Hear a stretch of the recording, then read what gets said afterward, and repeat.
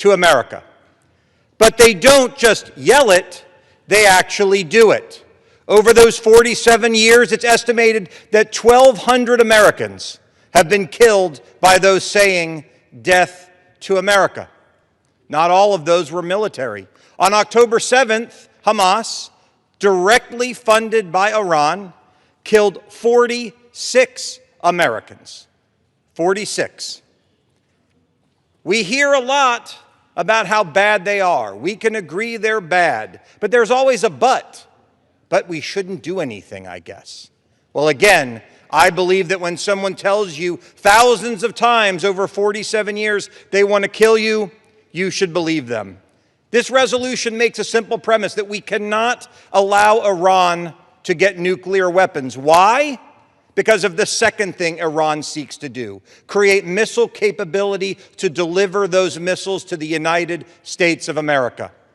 And we have to stop them from creating the missile shield, the drones, the shorter missiles that they can use to overwhelm our forces in the region that gives them a shield to continue to deliver those weapons. We have a choice. We can say, well, they say death to America, but they aren't really going to do it. Or we can realize they've given us 1,200 reasons over the last 47 years to believe them. I hope this passes unanimously. It certainly should. It's 3 lines long, this resolution. It says that the House of Representatives declares it is the policy of the United States that Iran continues to be the largest state sponsor of terrorism.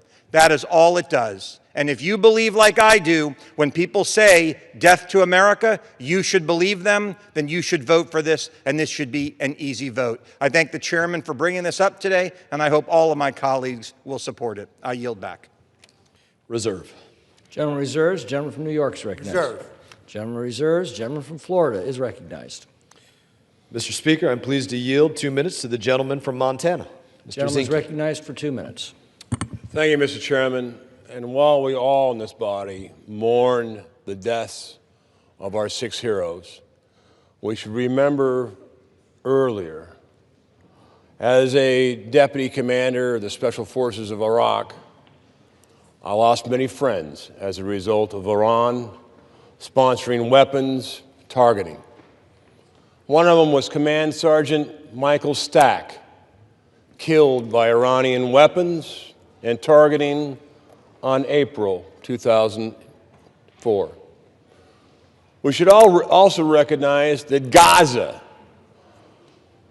the murder of over 2,000 innocent civilians in unspeakable ways, would not have happened without the direct support of Khomeini and his evil regime and partners, Hamas, Hezbollah, and Houthis.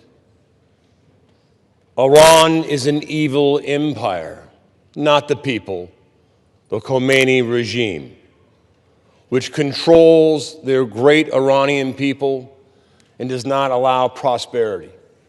This resolution is pretty simple. For us all to recognize that evil exists. And the Khomeini regime is the epitome of evil. With that, Mr. Speaker,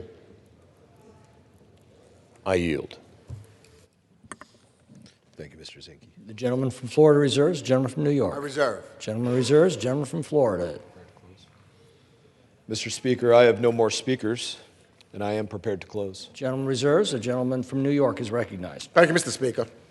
Mr. Speaker, I made it very, very clear that there's no disagreement in Congress that Iran is a bad actor. It is a state sponsor of terror. I've said it over and over again in my career. I think every member of Congress has said it over and over again. That's really not what this current resolution is really about. This resolution really is a stunt meant to try to cast a shadow on the imminent Iran War Powers Resolution debate that's going to follow this. This came up today, just last minute, to try to throw it in specifically because of the debate. Both things can be true, Mr. Speaker.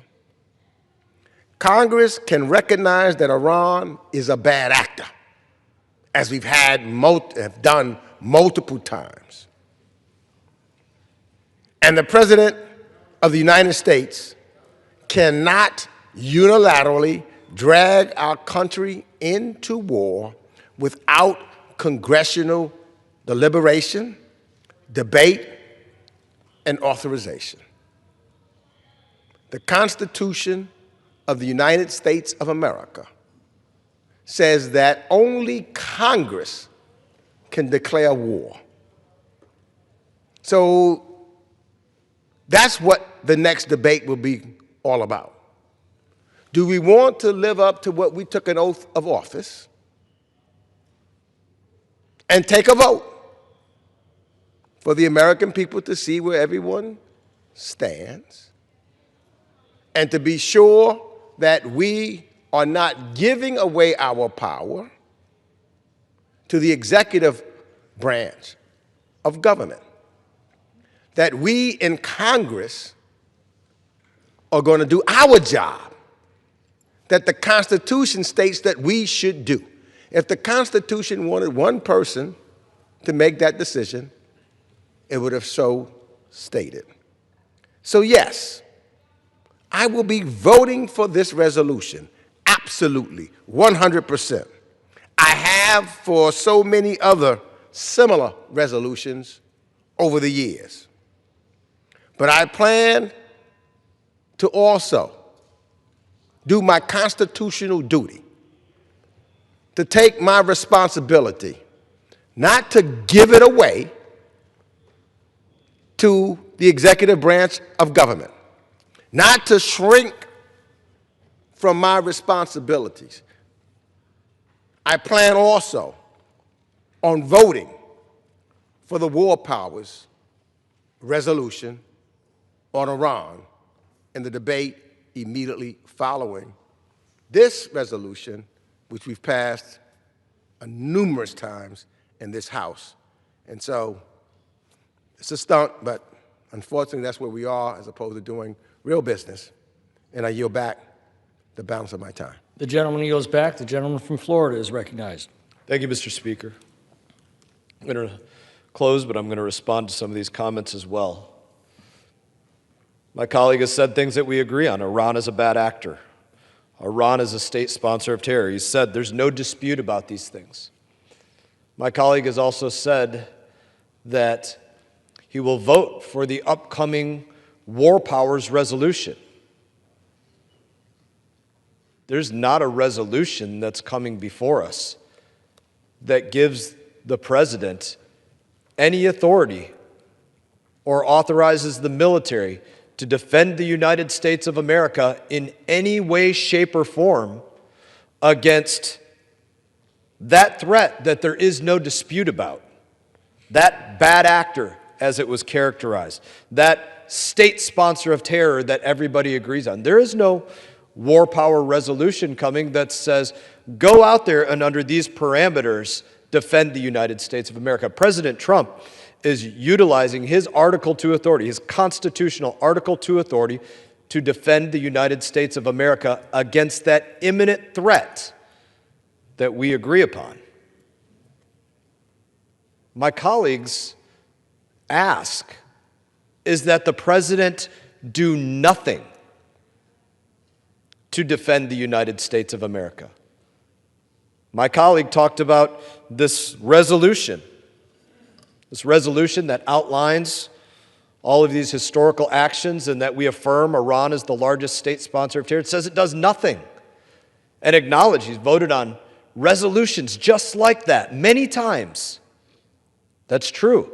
And nothing has happened until we have President Trump willing to utilize his Article 2 authority to defend the United States of America against an imminent threat. I urge passage of this resolution affirming that Iran is the largest state sponsor of terror, because apparently many of our colleagues have forgotten that they have voted on that, have forgotten that that's the case, have forgotten that that's the enemy that comes against us, have forgotten that they pose that imminent threat against us every single day, utilize every single opportunity that they can to attack Americans.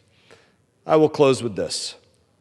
I thank President Trump for the first time, avenging every single American that has been killed by the hand of Iran.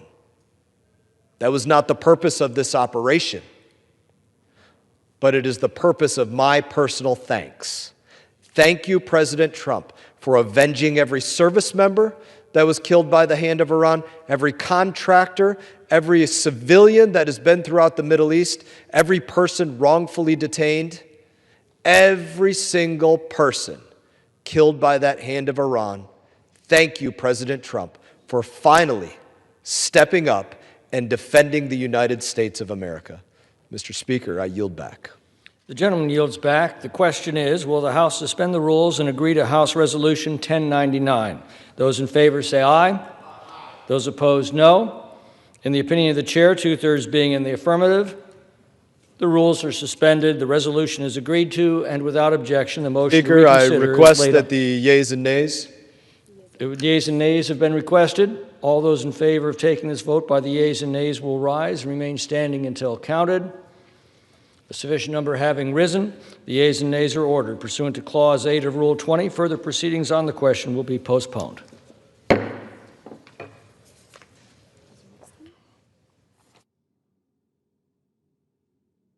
For what purpose does the gentleman from Florida seek recognition?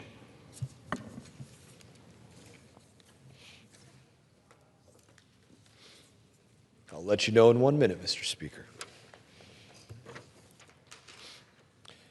Mr. Speaker, pursuant to the order of the House of March 3, 2026, I call up House Concurrent Resolution 38 and ask for its immediate consideration in the House. The clerk will report the title of the concurrent resolution. House Concurrent Resolution 38, concurrent resolution directing the President pursuant to Section 5C of the War Powers Resolution to remove United States Armed Forces from unauthorized hostilities in the Islamic Republic of Iran. Pursuant to the order of the House of March 3, 2026, the concurrent resolution is considered as read. The concurrent resolution shall be debatable for 2 hours, equally divided and controlled by the chair and ranking minority member of the Committee on Foreign Affairs or their respective designees. The gentleman from Florida, Mr. Mast, and the gentleman from New York, Mr. Meeks, will each control 60 minutes. The chair recognizes the gentleman from Florida. Mr. Speaker, I ask unanimous consent that all members may have 5 legislative days in which to revise and extend their remarks and include any extraneous material on the resolution under consideration. Without objection. Mr. Speaker, I yield myself as much time as I may consume. The gentleman is recognized. Mr. Speaker, the Trump administration exhausted every single diplomatic effort that they could with Iran, as did previous administrations. Iran would not see reason. Operation Epic Fury is a legal and necessary exercise of Article 2 authority to address the imminent threat posed by Iran. And, Mr. Speaker, I reserve. Gentleman reserves. Gentleman from New York is recognized. Mr. Speaker, in Donald Trump's own words, in the Secretary of Defense Pete Hegseth's own words, the United States is at war with Iran. The question is, did Congress authorize the war as the Constitution requires? Did the President present anything before Congress? Did the Congress have any debate? Did any administrative authority come before the House Foreign Affairs Committee to testify? The answer to that is no. The question is, was there any imminent threat requiring the use of force? The administration has not presented one. In fact, the word imminent does not appear even once in the administration's own War Powers notification. Can't find the word imminent. Did the Trump administration even bother making the case to the American people or to Congress? Just 8 days ago, during the State of the Union, the most visible platform as a president has, he could have laid out the rationale for military action as other presidents have. Instead, Iran was just a footnote in a record long speech. This is a war of choice that was launched by this administration without authorization, without clearly stating objectives or a defined end game, and without explaining how they intend to keep Americans safe. The chaos unleashed would not be born by the president's family. It will be born by our men and women in uniform who will face retaliation from Iran and its proxy networks. It will be born by innocent civilians at heightened risk of attacks from Iran's aligned terrorist cells. It will be born by American families paying more for groceries, for electricity, for gasoline, all for Donald Trump's war of choice. Americans woke up on Saturday to the news that the United States is again at war in the Middle East. They don't know for how long, because the president has not articulated a clearly defined end game. Military action without a defined strategy invites escalation, mission creep, and failure. We should have learned this lesson already. Why? We should have learned it, or where? From Iraq, from Afghanistan, and Vietnam. As Benjamin Franklin once said, when you fail to plan, you plan to fail. This War Powers resolution is simple. This is not a vote on the authorization for use of military force. This simply demands that the President of the United States come to Congress, as our Constitution demands, to seek authorization for what he himself has described as a war. Just abide by the Constitution. We all bring our hands up and swear when we're sworn in to say, we will abide by the Constitution. You would think that the President of the United States would do just that. This War Powers resolution does not prevent the United States from defending itself. It does not stop the President from responding to an imminent attack. It does not limit us from protecting our troops. You know, I've served in Congress for 28 years. And I've been in this chamber as this body has done its most sacred and serious work, deliberating whether to send our American service members into harm's way.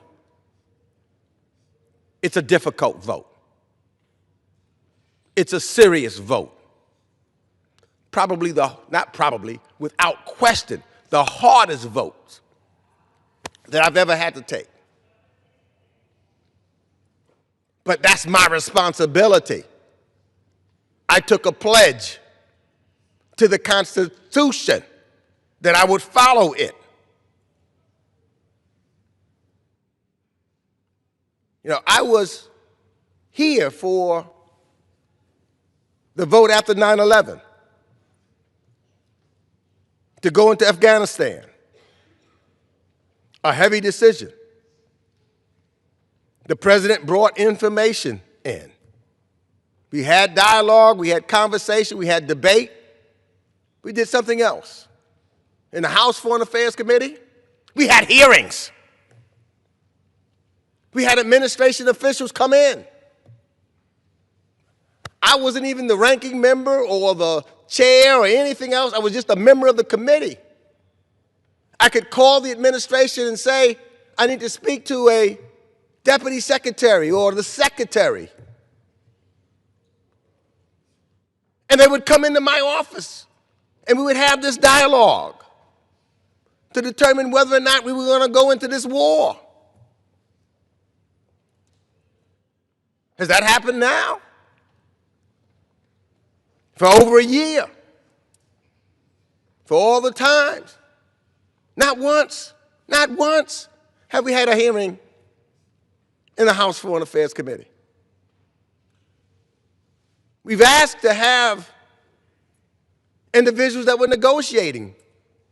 Unfortunately, some of them are not employed by the State Department, et cetera, like Mr. Kushner and Mr. Witkoff, who all are friends of the president's, basically real estate negotiators, who they were just a half an hour in Geneva flipping back and forth from two major negotiations. And if it was serious, I wouldn't have been in the White House when the president was supposed to have been honoring individuals after we had lost the lives of 6 service members, talking about curtains and how I redecorated the White House.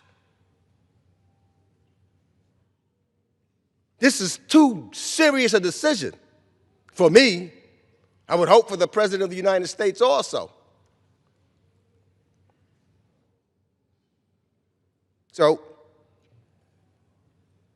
getting the facts, in Iraq, the Secretary of State came before and testified, went before the UN, talked to the American people. Now, I disagreed because I didn't see the connections after I got the information on Iraq, so I voted no. I agreed on Afghanistan, but the point here is the president obeyed the Constitution because he came to Congress first and allowed the members of Congress to make a determination.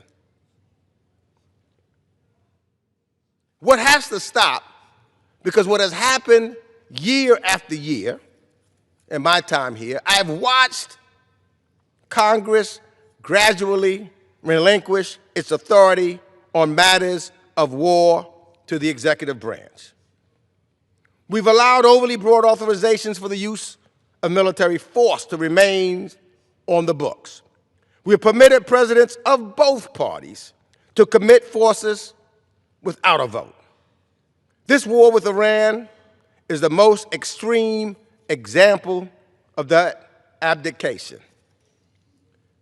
The framers rejected the idea of a king, meaning one person making a decision without consultation, without giving any reason to this body. Absolutely rejected. We're not under an authoritarian government, like Russia, for example, where Vladimir Putin, he can go to war. He doesn't have to worry about the Duma. They're not a body that has the responsibility that we have in this Congress. So he can go on and fight a war that he created without worrying about being or having to talk and being accountable to anyone. Our founding fathers did not want that. They didn't want a king. That's why we were created as a body. And it's long past time for us to reclaim and stand up for that authority. For I tell you, even though he may want us to think he is, Donald Trump is not a king. And if he believes the war with Iran is in our national interest, then he must come to Congress and make the case. Show the facts. Show what the intelligence says. Come to Congress and allow us to ask the questions. We've had 3 scenarios. The so-called Gang of 8 met once. Then they got another phone call right beforehand. Then the so-called Gang of 20 met once. That's all we've heard from the president. So I oppose this war of choice. But guess what, Mr. Speaker? Each member here must make clear with their own vote where they stand on that decision. The president has initiated hostilities without a clear mission, and without a coherent strategy, and without a defined end game. And some members of Congress may decide after they see everything, we may not see it together in the same way. But the evidence and the case comes here, and then we take a vote. And as was the occasion for me back in 2003, I voted one way, the majority voted another way. President had the authority. Another time, I voted the way the majority voted. But each time they came to us. And that's what this debate is about. And that's what we need to do. Now, Mike, as I see this, the president has initiated hostilities without a clear mission, without a coherent strategy, and without a defined end game. So this is an open-ended, undefined military engagement, is precisely what the War Powers Resolution was designed to restrain. We are not the Iranian parliament. We are not a rubber stamp Congress, or at least we shouldn't be a rubber stamp Congress. But in this scenario, we see whatever this president wants, my colleagues on the other side will just rubber stamp it. We should be a co-equal branch of government. And our duty is not optional. It was written in the Constitution. The framers gave Congress this authority because they believed no single person should have the power to take this nation to war alone. So today, we either defend the principle or we surrender it.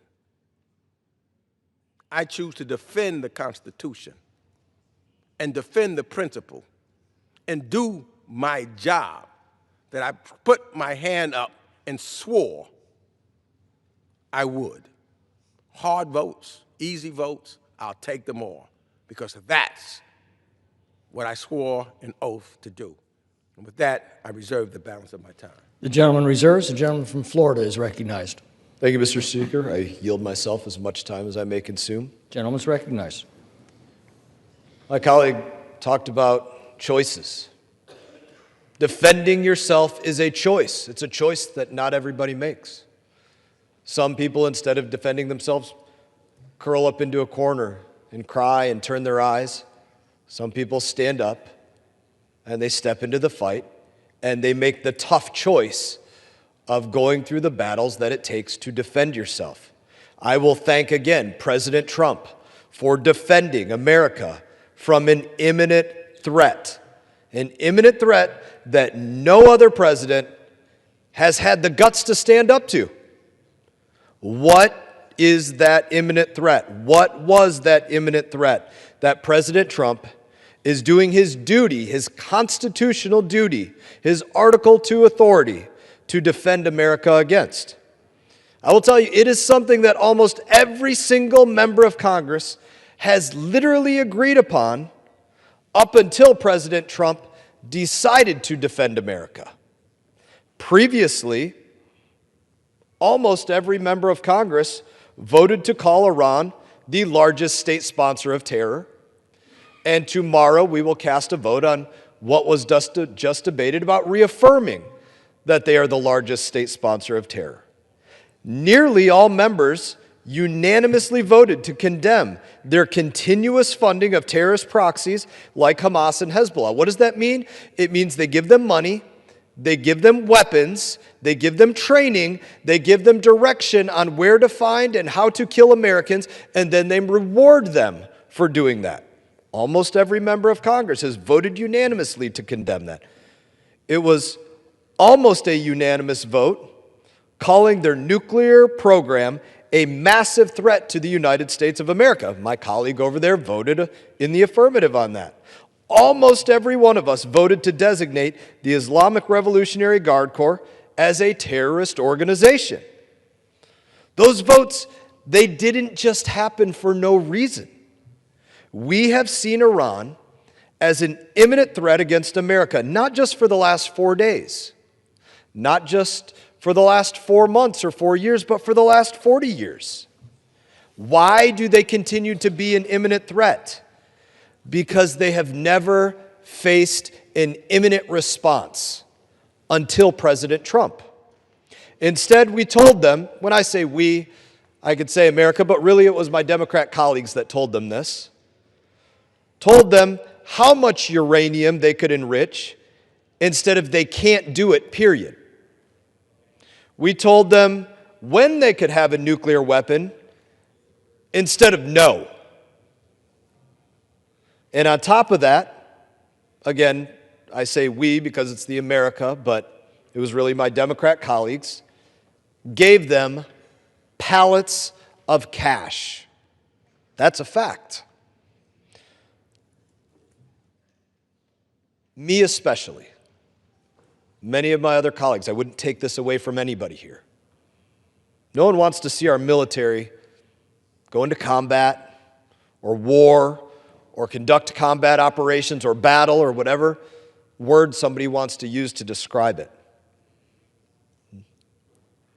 I do not want to see conflicts end in casualties. I wear many names on my wrist of friends that I have lost. But Iran's terror, which has caused the death of thousands of Americans, it has to stop. They don't warn us when they're going to kill our Americans. They are an imminent threat. They look for a surprise. They look for an opportunity, any weakness, any moment that they can go out there and attack us. They are an imminent threat. There has proven no other way to stop this imminent threat. Not by negotiation, not by accord, not by summit. So let's talk about this imminent threat. 3 U.S. soldiers killed at Tower 22 a year and a half ago. Sergeant Sanders, Sergeant Moffett, Sergeant Rivers. Imminent threat. Countless civilian vessels targeted by Iranian drones. That is what an imminent threat looks like.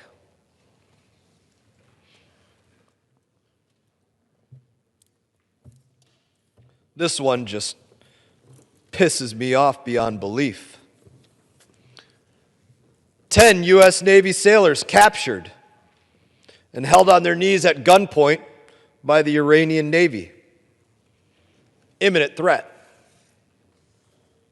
The October 7 attack,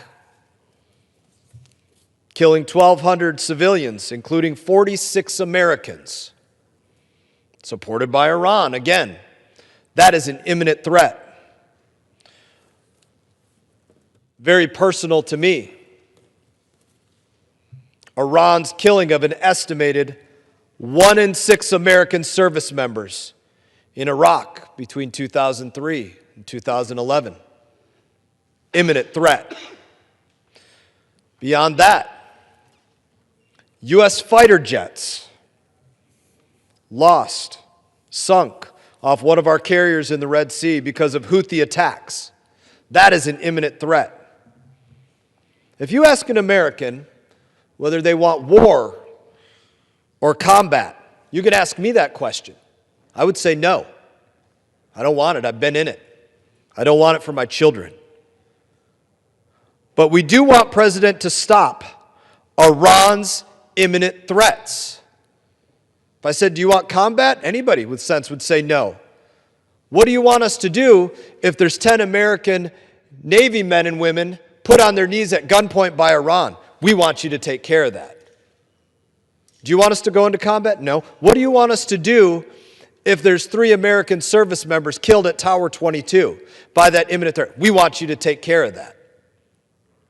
This is what taking care of that looks like.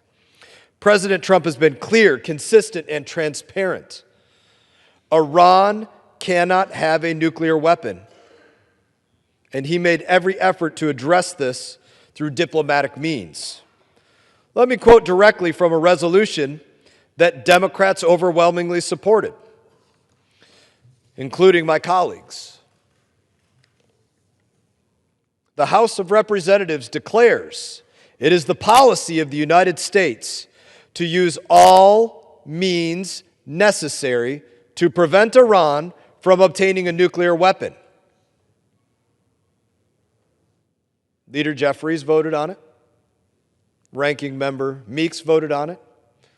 Speaker Emeritus Pelosi voted on it. Did they not believe it when they voted on it? Did they not read it? Did they not understand? Use all means necessary to prevent Iran from obtaining a nuclear weapon. We all know Iran poses an imminent threat to the United States. The only difference now is that President Trump is sitting in office. Right now, our military is shooting down Iranian missiles and drones that are targeting Americans in the region. If Democrats had their way and this resolution passed, they would force United States military to pack up. Stop shooting down missiles. Tell every American sheltering in place, every ally fighting against this regime, that America is no longer there to help. And while this does not fit the narrative of my Democrat colleagues, President Trump had the authority to do so under Article 2 of the Constitution and the War Powers Resolution Act to get the job done. And he has been transparent with this Congress. Secretary Rubio, Secretary Hegseth, General Kane, Director of the CIA Radcliffe, all conducting now 3 specific briefs, making our objective clear. Destroy every single piece of Iranian military hardware that can reach out and touch Americans or has been used to reach out and touch Americans. Mr. Speaker, I reserve. Reserves. The gentleman from New York is recognized. Thank you, Mr. Speaker. All I say, Mr. Speaker, is that if Iran has been an imminent threat for 47 years, the word imminent then loses all meaning. I yield 1 minute to the distinguished gentleman from New York, the Democratic leader in the United States House of Representatives, from Brooklyn, New York, the Honorable Hakeem Jeffries. The minority leader is recognized for 1 minute. Thank you, Mr. Speaker, and I thank my good friend, the distinguished gentleman from Queens, the great state of New York, the once and future chairman of the Foreign Affairs Committee, Mr. Meeks, for his leadership and for yielding. I rise today in strong support of the American people, in support of our men and women in uniform, in support of the United States Constitution, and in support of this War Powers Resolution. As we gather here today on the floor of the House of Representatives, there are mothers and fathers across this country who are in mourning, confronting the heartbreaking loss of their loved ones in uniform. My prayers are with the families of the 6 American service members who have been killed overseas in Donald Trump's war of choice. We're thankful for their heroism, their bravery, and their patriotism. And may their memories always be a blessing. Mr. Speaker, every member who serves in this chamber has sworn an oath of office. It seems as though many of my Republican colleagues have forgotten that. So let me remind you in part as to what it says. I do solemnly swear that I will support and defend the Constitution of the United States against all enemies, foreign and domestic. So help me God. In this remarkable country, the greatest nation in the history of the world, we don't swear an oath to a king, to a political party, or to a man bent on desecrating the Oval Office. In the Congress, in the courts, and in the military, we swear an oath to the United States Constitution. Mr. Speaker, when the framers drafted that glorious document, they feared the rise of a monarch, a demagogue, a tyrant. Today we are here on the House floor because the Constitution, the binding document that makes us all Americans, is being trampled on by a wannabe king. As members of the House of Representatives, the branch of government who the framers decided would be the closest to the American people, to reflect the hopes, the dreams, the aspirations, the fears, the concerns, the anxieties, the life experiences, and the passions of the American people. We have a solemn obligation, Democrats and Republicans alike. We are all guardians of the American people and of the Constitution. We swore an oath that compels us to ensure that this president's modern-day injuries and abuses come to an end. We're at war now in the Middle East, spending billions of dollars to bomb Iran, when Republicans refuse to find a dime to make health care affordable for the American people, to make sure that everyday Americans can go see a doctor when they need one. This war has not been authorized by the people's representatives here in this glorious House. Article 1 of the Constitution explicitly provides Congress with the sole authority to declare war. There is nothing ambiguous about that. The framers made that decision because they were concerned about kings who throughout time plunged their people into unnecessary wars, impoverishing them or imperiling their lives by sending them off to a foreign conflict, often to pillage the resources of others for the benefit of a tyrant and his family. Sound familiar? That's why the power to declare war was given explicitly to the House and to the Senate, given to the people's representatives.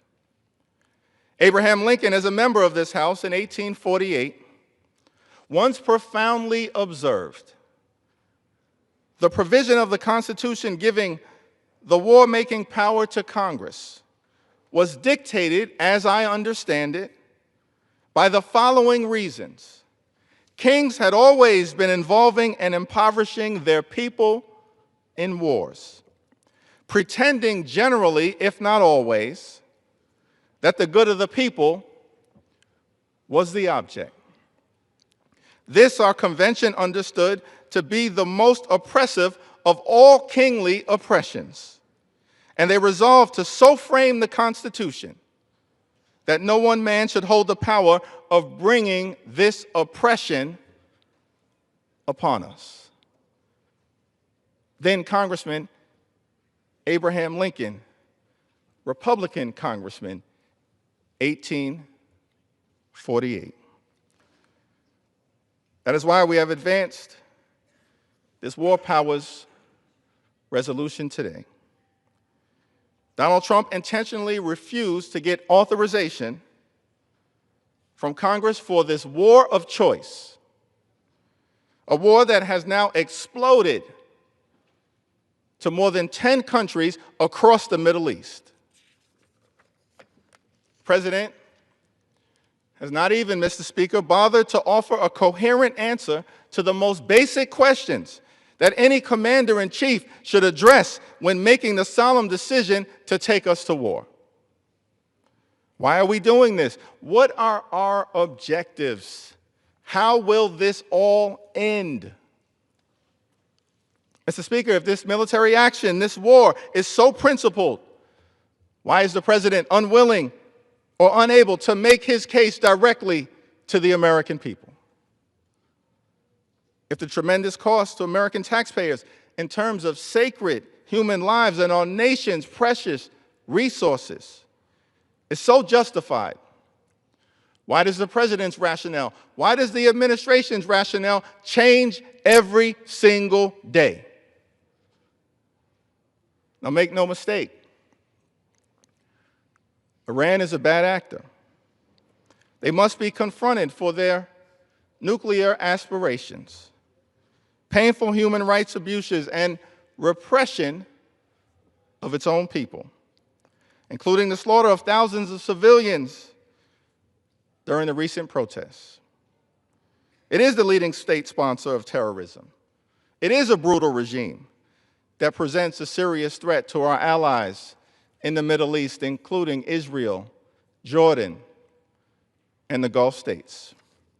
But the President has a responsibility to justify plunging America into another war that will cost more American lives and billions, if not trillions, in taxpayer resources. That's the President's obligation.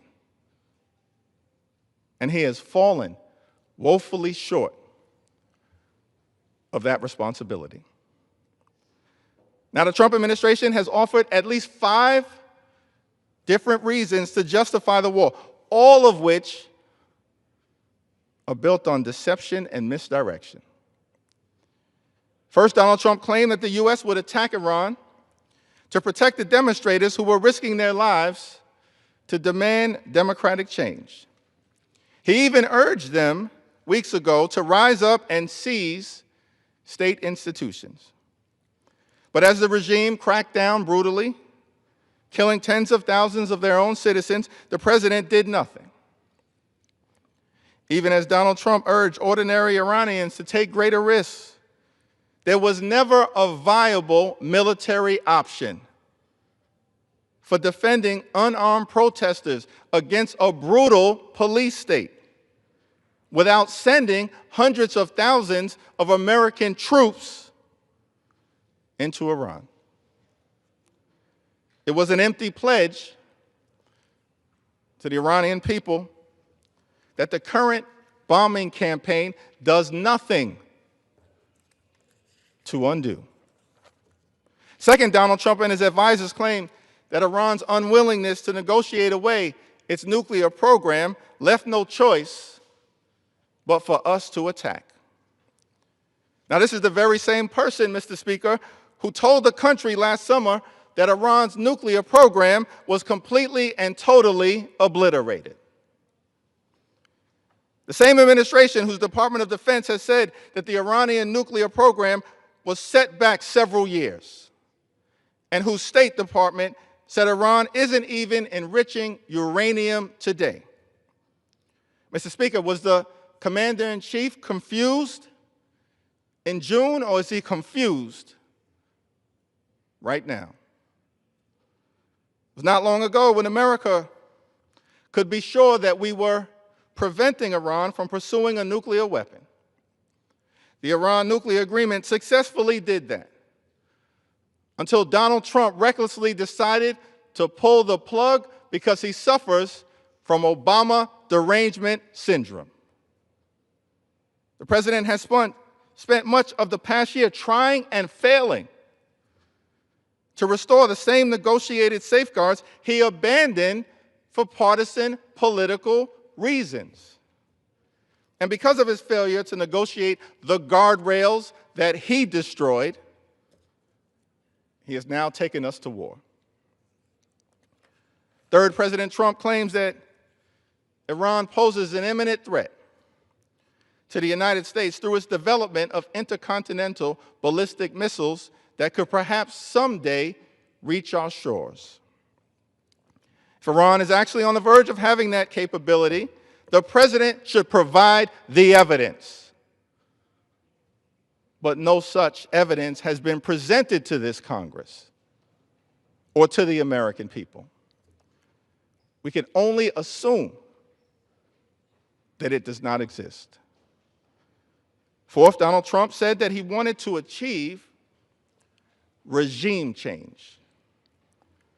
Now, Donald Trump is an individual who promised Americans on the campaign trail that launching regime change wars in the Middle East has been one of the most foolish and costly things that the United States has ever done. Those are Donald Trump's words on the campaign trail.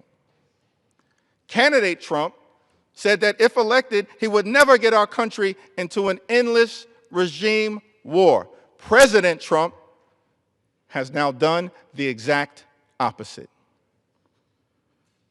Regime change wars are among the most expensive things that we can undertake. And yes, Secretary Hegseth, for decades, they have failed to accomplish their objective. Vietnam was a regime change war. Afghanistan was a regime change war. Iraq was a regime change war. And despite the incredible bravery of our heroes and patriots, because of failed policy decisions, they didn't work out.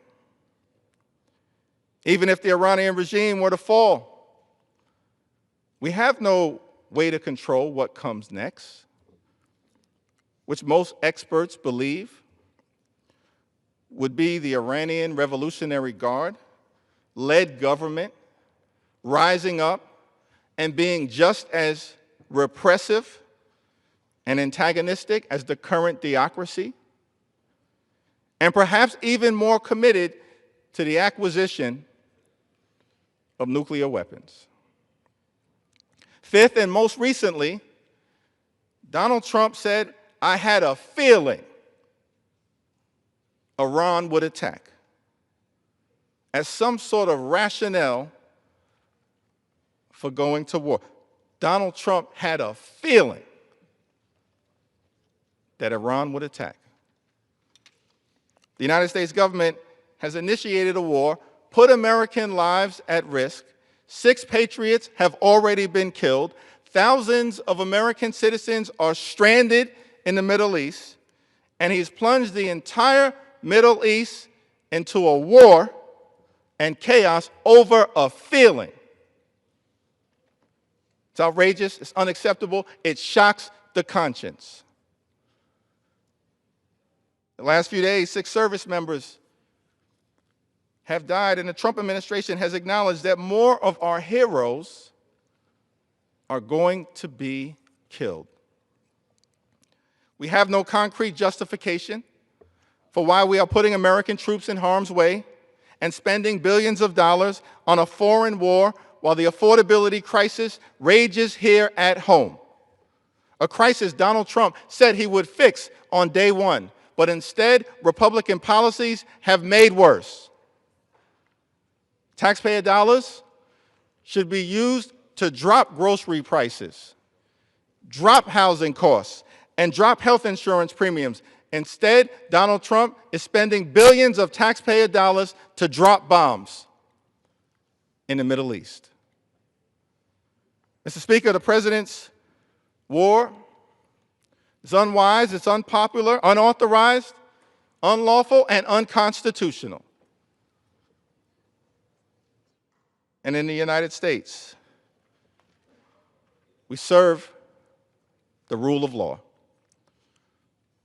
not the rule of man. James Madison once wrote in 1788, "The accumulation of all powers, legislative, executive, and judiciary, in the same hands, may justly be pronounced the very definition of tyranny. Our Constitution requires the President get approval from the Congress before launching a war. That has not happened.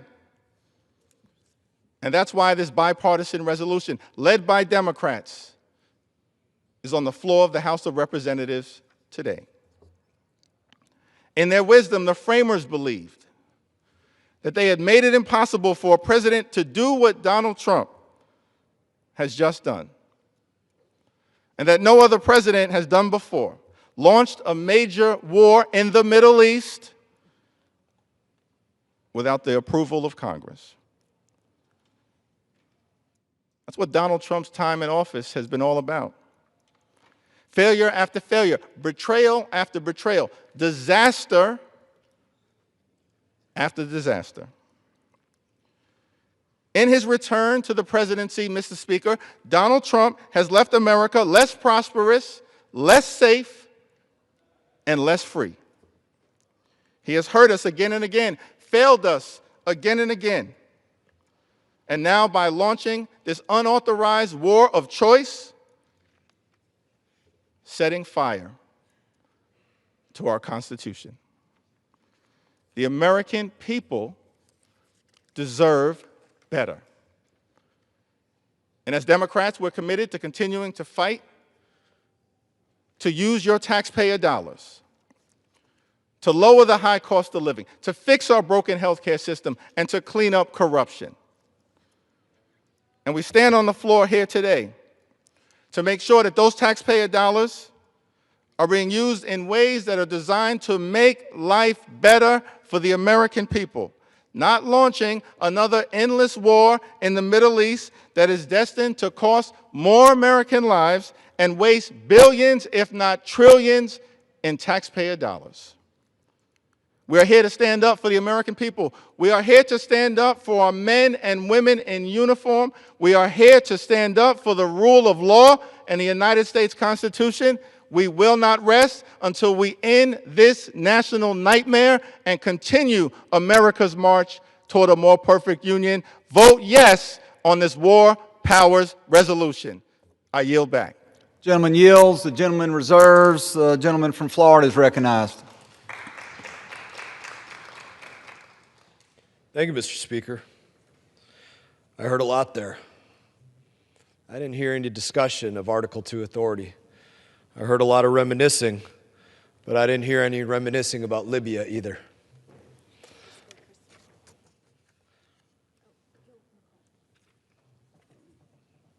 There you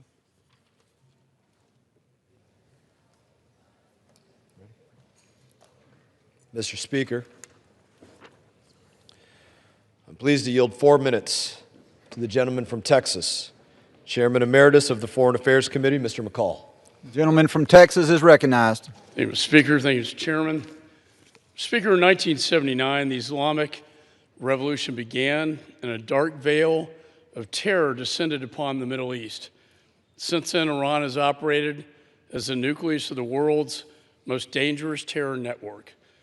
When the withdrawal from Afghanistan set the world on fire, the regime grew even more emboldened, fanning the flames of chaos and violence beyond its borders.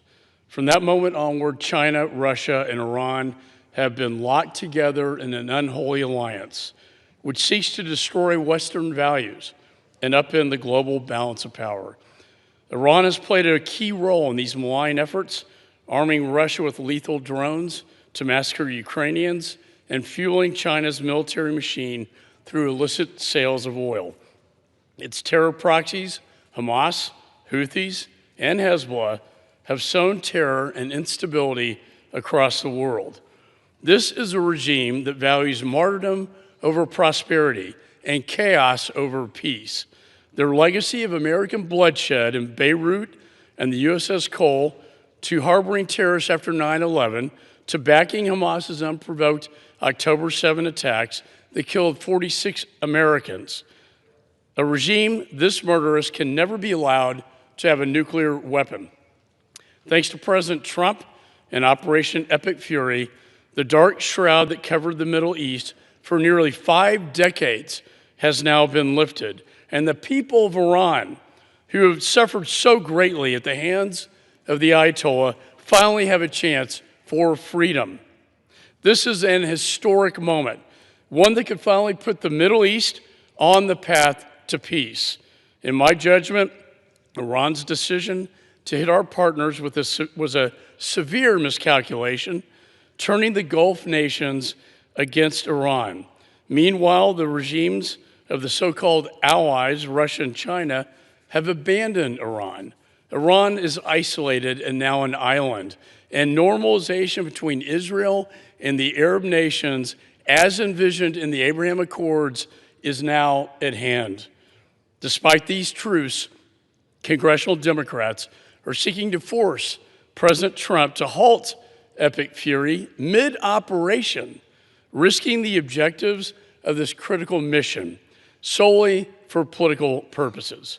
Now is not the time to tie the hands of our commander-in-chief, and it's also not the time to hold up DHS funding. Even before Operation Epic Fury, the threat landscape was at an all-time high. President Biden's open border allowed more than 700 Iranian nationals to enter our country, and more than 18,000 known or suspected terrorists. As a former chairman of the Homeland Security Committee, I know all too well sleeper cells can execute foreign-inspired or directed acts of terrorism within our borders.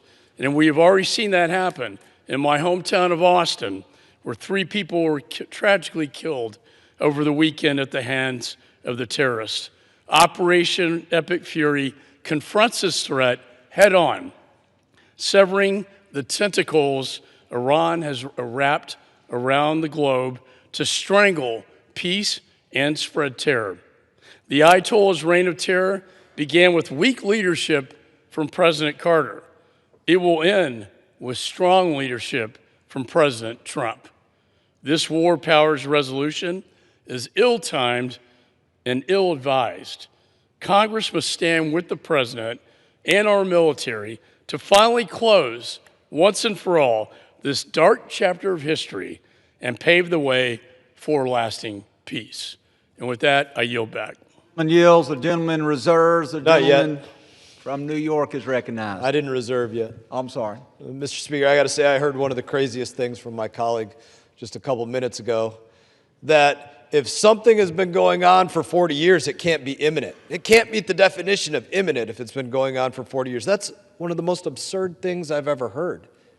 If every day I walk out of my house and get my tail kicked by somebody, that is the exact definition of imminent. It will happen tomorrow. It will happen the next day and the next day until you finally step up, grow the spine, and prevent it from happening. One of the most absurd arguments I've ever heard. Now I reserve. The gentleman reserves. The gentleman from New York is recognized. Mr. Speaker, now it is my great honor to yield 2 minutes to a person who is the greatest speaker in the history of the United States Congress, the first woman, the distinguished Speaker Emerita, the Honorable Nancy Pelosi. The gentlelady is recognized. Thank you, Mr. Speaker. I thank the gentleman for yielding and for his kind words, but more importantly for his leadership in bringing us together today and his great statement and that of our distinguished leader, Mr. Jeffries, that we heard earlier. I stand here as former leader, but also as one with 30 years of experience in intelligence.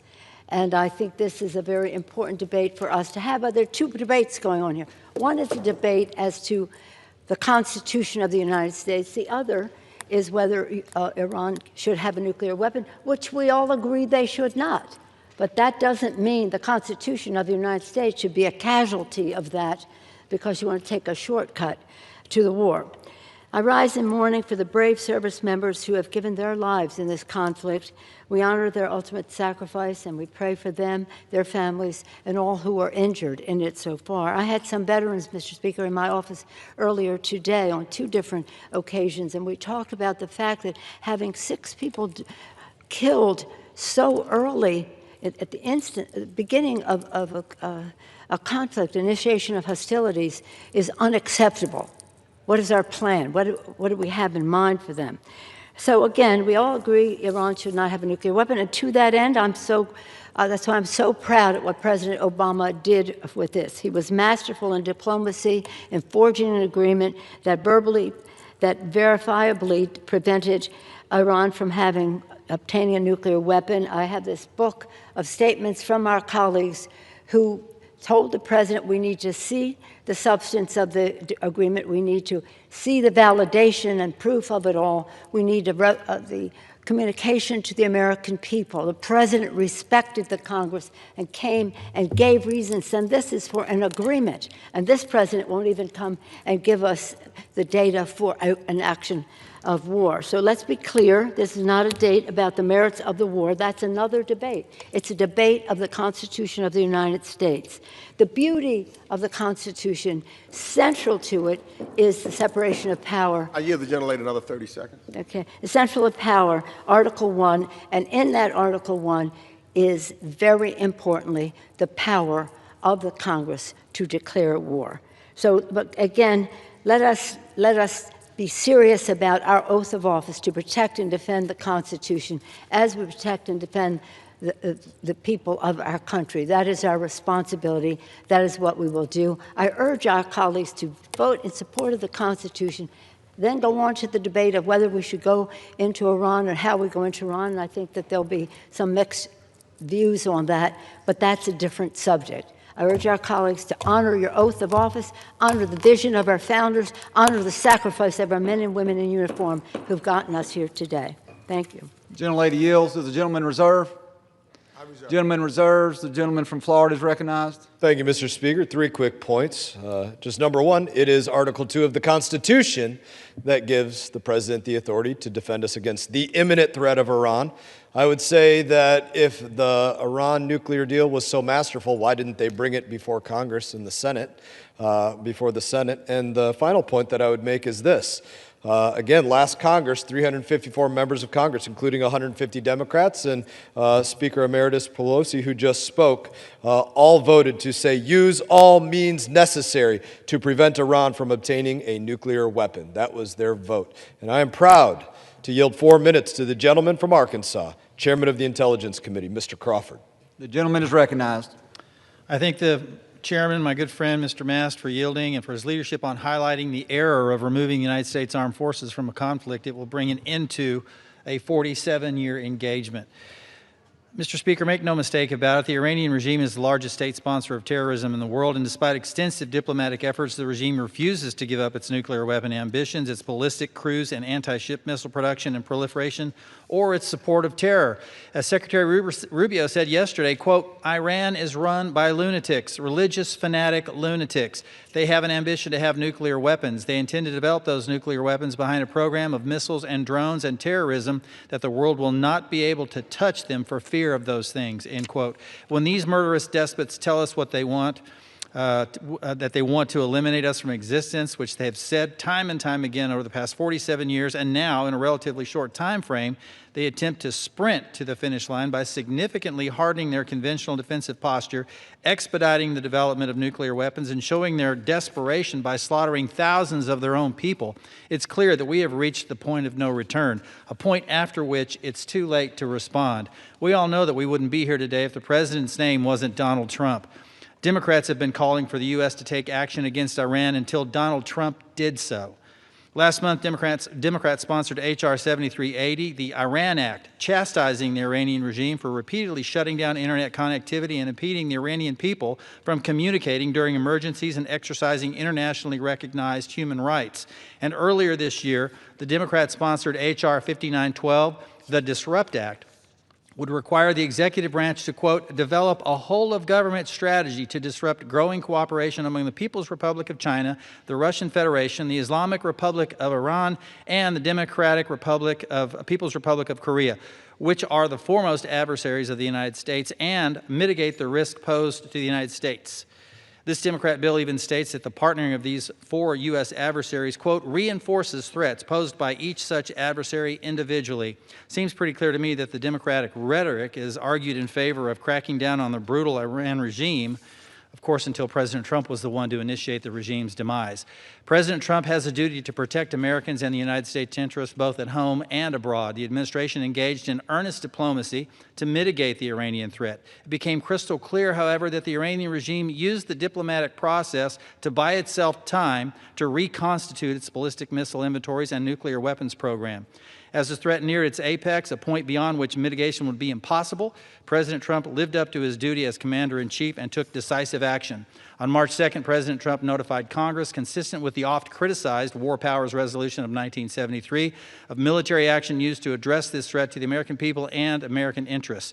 In other words, the President has clearly acted consistent with precedent and has prosecuted this military action in a transparent and forthcoming manner, holding multiple press conferences and sending his cabinet officials and operational experts to provide multiple classified briefings on the status of the ongoing conflict to all members of Congress, as well as appropriate committees and their staffs.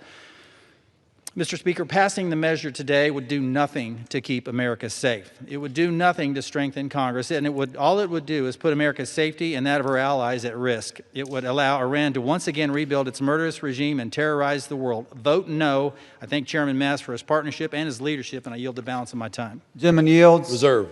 The gentleman reserves. The gentleman from New York is recognized. Yes, I'm proud to yield 2 minutes and 30 seconds to the esteemed gentlewoman from the great Commonwealth of Massachusetts, the whip of the Democratic caucus, the Honorable Catherine Clark. The gentlelady is recognized. Thank you, Mr. Speaker, and I thank the gentleman from New York for yielding. Donald Trump has taken America to war without authorization, without explanation, without a strategy or an exit plan. 6 brave service members have already given the ultimate sacrifice. Others have been wounded, and Americans are stranded across the region. And what do we hear from our commander-in-chief? He shrugs and says, that's the way it is. And how about that ballroom? The American people do not want their sons and daughters shipped to another war in the Middle East when they don't even know what the mission is. They want a country where their children can do better and reach higher than their parents did, where they don't just survive but can actually get ahead, where a doctor's appointment is not a luxury. And what are they getting instead? Republicans have been raiding their health care, their Social Security, their veterans' benefits, all to enrich the billionaire class. Illegal tariffs jacking up prices, secret police murdering Americans in the street, a corrupt DOJ that covers for pedophiles while denying their victims justice. But today, you can stand with Americans who are entitled to know what the objective of this war is, what the cost will be. They deserve to know the sacrifice will not just fall on working and military families, but will be shared by the wealthy and the powerful. Today, you can join us in telling the President that the Constitution is not just a suggestion, that our country belongs to its people, to the American people, and that the power to declare war belongs to the people's representatives, and that 250 years later, whatever Donald Trump may think, that America still has no kings. I yield back. Yields. The gentleman reserves. The gentleman reserves. The gentleman from Florida is recognized. Mr. Speaker, I'm pleased to yield 4 minutes to the gentleman from Alabama, Chairman of the Armed Services Committee, Mr. Rogers. The gentleman is recognized. Thank you, Mr. Speaker. I want to thank the chairman for yielding. I rise in strong opposition to this resolution. The intelligence is clear. Iran was attempting to rebuild its nuclear program. Iran was developing missiles that could place American bases in the region and our homeland at risk. The rapid expansion of Iranian missiles and drones posed an immediate threat to U.S. forces and partners in the region. And Iran's missile and drone arsenal acted as a conventional shield to its nuclear program. Faced with this threat, the president sought diplomatic solutions.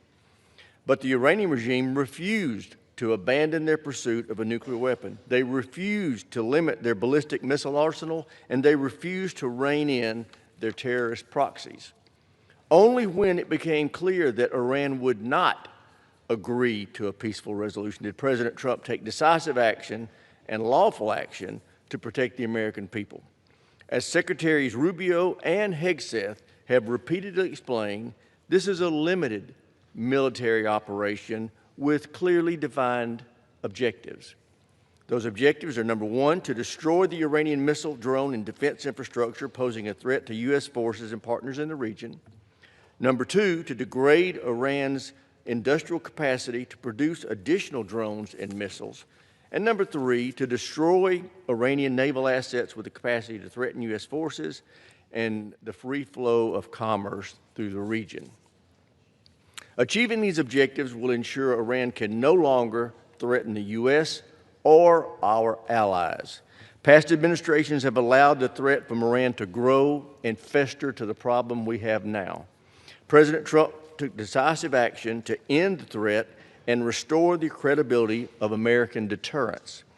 At this time, we should be focused on ensuring our warfighters have the resources and capabilities they need to succeed in this operation.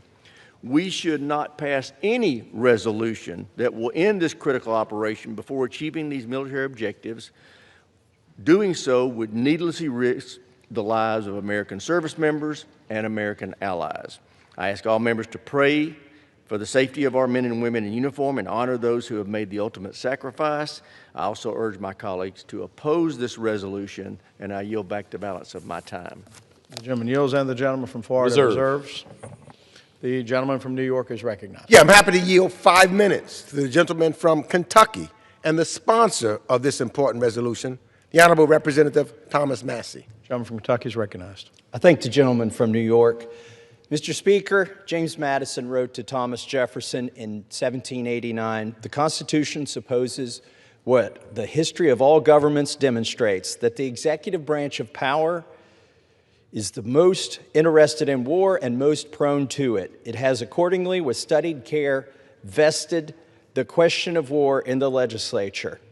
The Constitution is clear. Article 1, Section 8, Clause 11 of our Constitution provides Congress initiatory powers of war.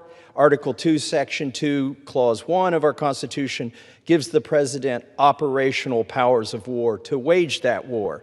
Even if this body were to pretend that the 1973 War Powers Resolution supersedes the clear language of the Constitution, the President still has not met the conditions required by that law itself. The 1973 War Powers Resolution states plainly that the President may only introduce U.S. armed forces into hostilities pursuant to 3 conditions.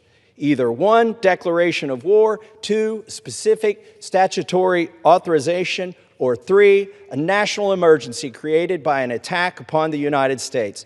None of those conditions exist today.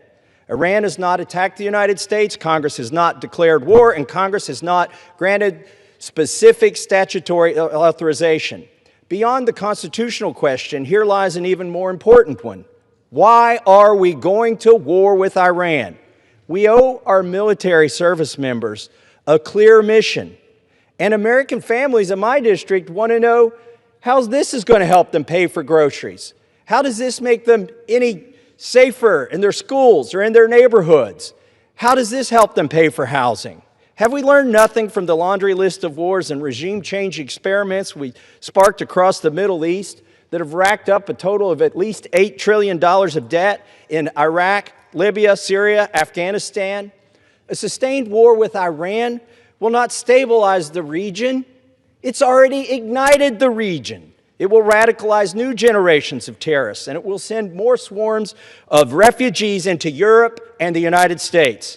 Iran is not Venezuela. The Ayatollah was not a president. He was a religious leader from a region notorious for radical Islamists. And the United States and Israel turned him into a martyr.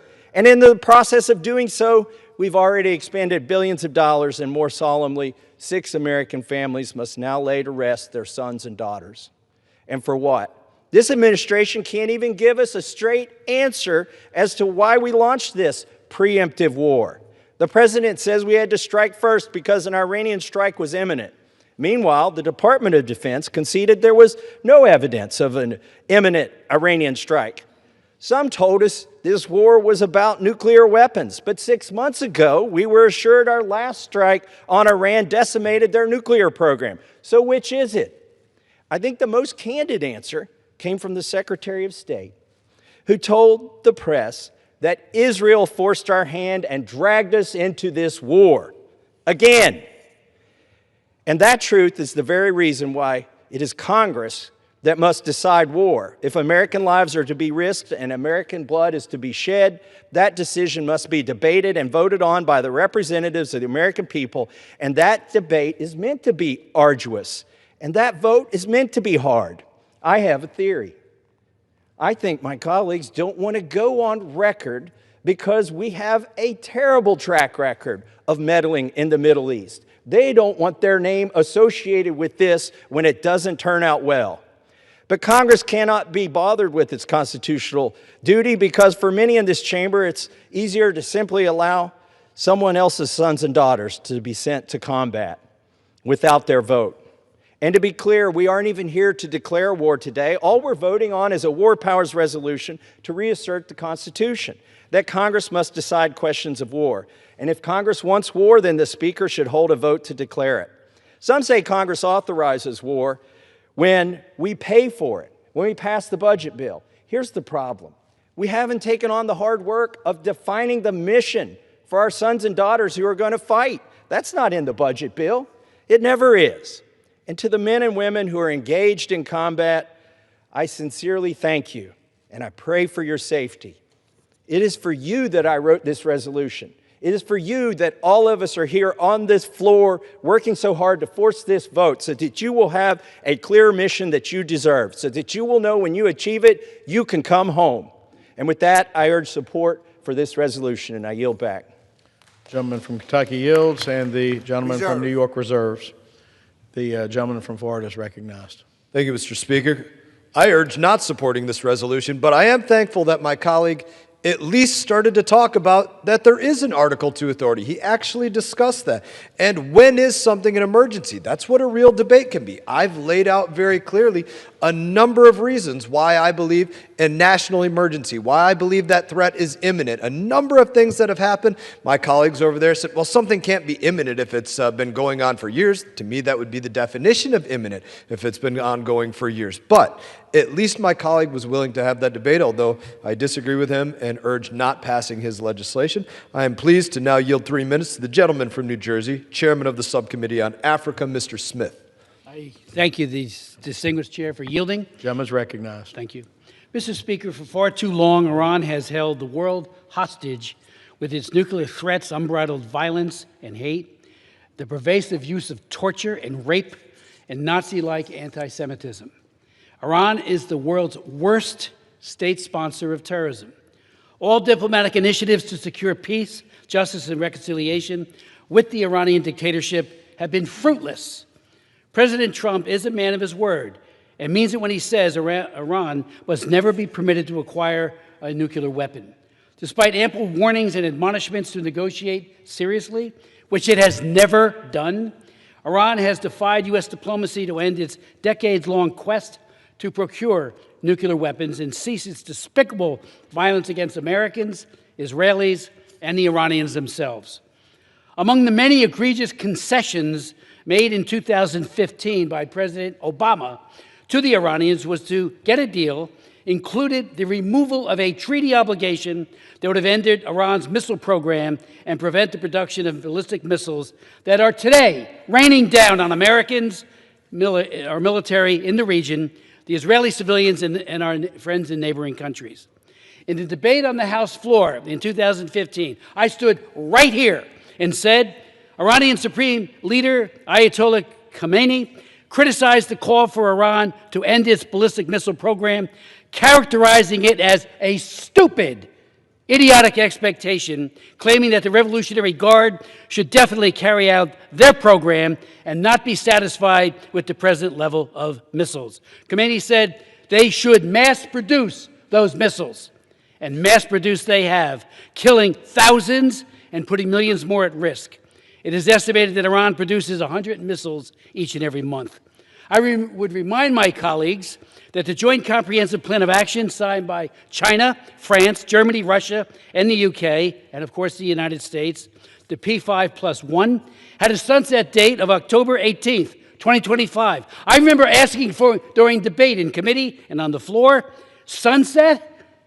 Did anyone think that in 2015 that Iran would somehow matriculate from a brutal dictatorship to a democracy in those 10 years? I mean, that provided the Iranians the incentive to wait us out, because then everything would be lifted, even in that flawed deal. Let me also point out to my colleagues that the Trump administration has refused, I say again, refused, to have the United States bullied by Iran. And the distinguished chairman before went through one instance after another where they have killed Americans. Even when they bombed us in Lebanon, there was a young man in the Marines from my district who was killed in that brutal act of war by the Iranian dictatorship. So I just say I'm against this resolution. May God bless and protect our courageous service members, as well as the IDF soldiers who are fighting this tyrannical Iranian dictatorship with incredible courage, professionalism, skill, and tenacity. Yield back. The gentleman yields. The gentleman from Florida reserves. The gentleman from New York is recognized. I'm delighted to yield 2 minutes to the gentleman from California, the co-sponsor of this important resolution, Representative Ro Khanna. The gentleman is Ranking recognized. member, for your leadership. The world needs a new moral vision. America needs a new vision.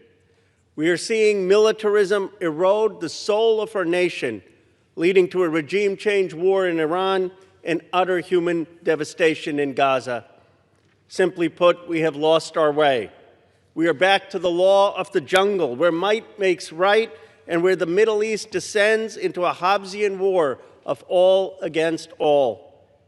President Eisenhower warned that every warship built, every bomb deployed, every missile launched is a hospital and school foregone.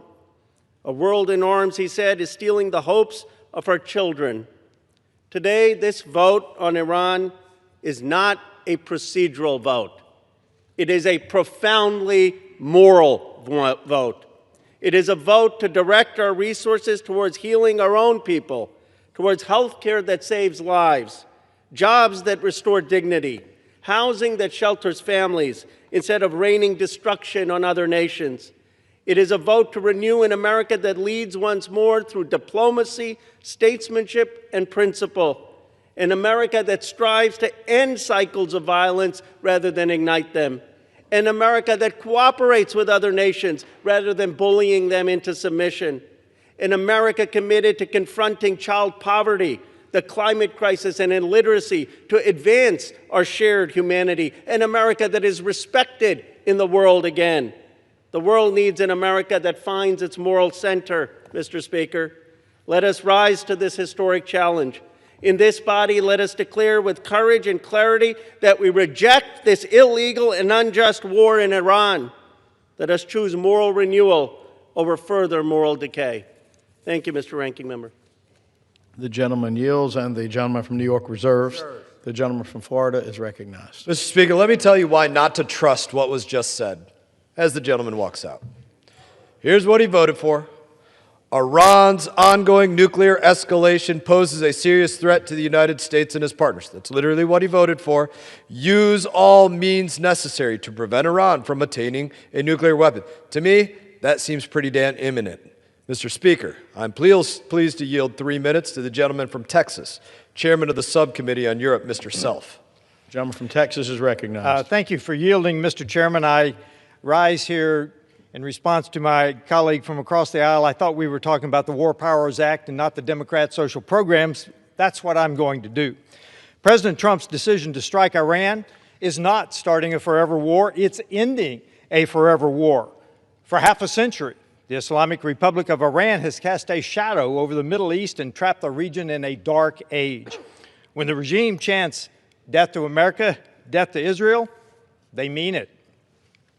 The Islamic Republic is responsible for the deaths of hundreds, if not thousands, of Americans, thousands of Israelis, and tens of thousands of their own people, including up to 30,000 in just the last few weeks. Iran has slaughtered more Americans than any other terrorist regime in the world, and they will continue to kill Americans until they are stopped. Iran is the #1 sponsor of terrorism in the world by non-state actors, something that's not even contemplated by the War Powers Act. The regime funds, trains, and equips countless Islamic terrorist groups, including the Houthi rebels in Yemen, Hezbollah in Lebanon, Hamas in Gaza, and many others across Iraq, Syria, and elsewhere in the region. For years, Iran has leveraged these terrorists to wage war against and kill Americans and countless civilians throughout the region.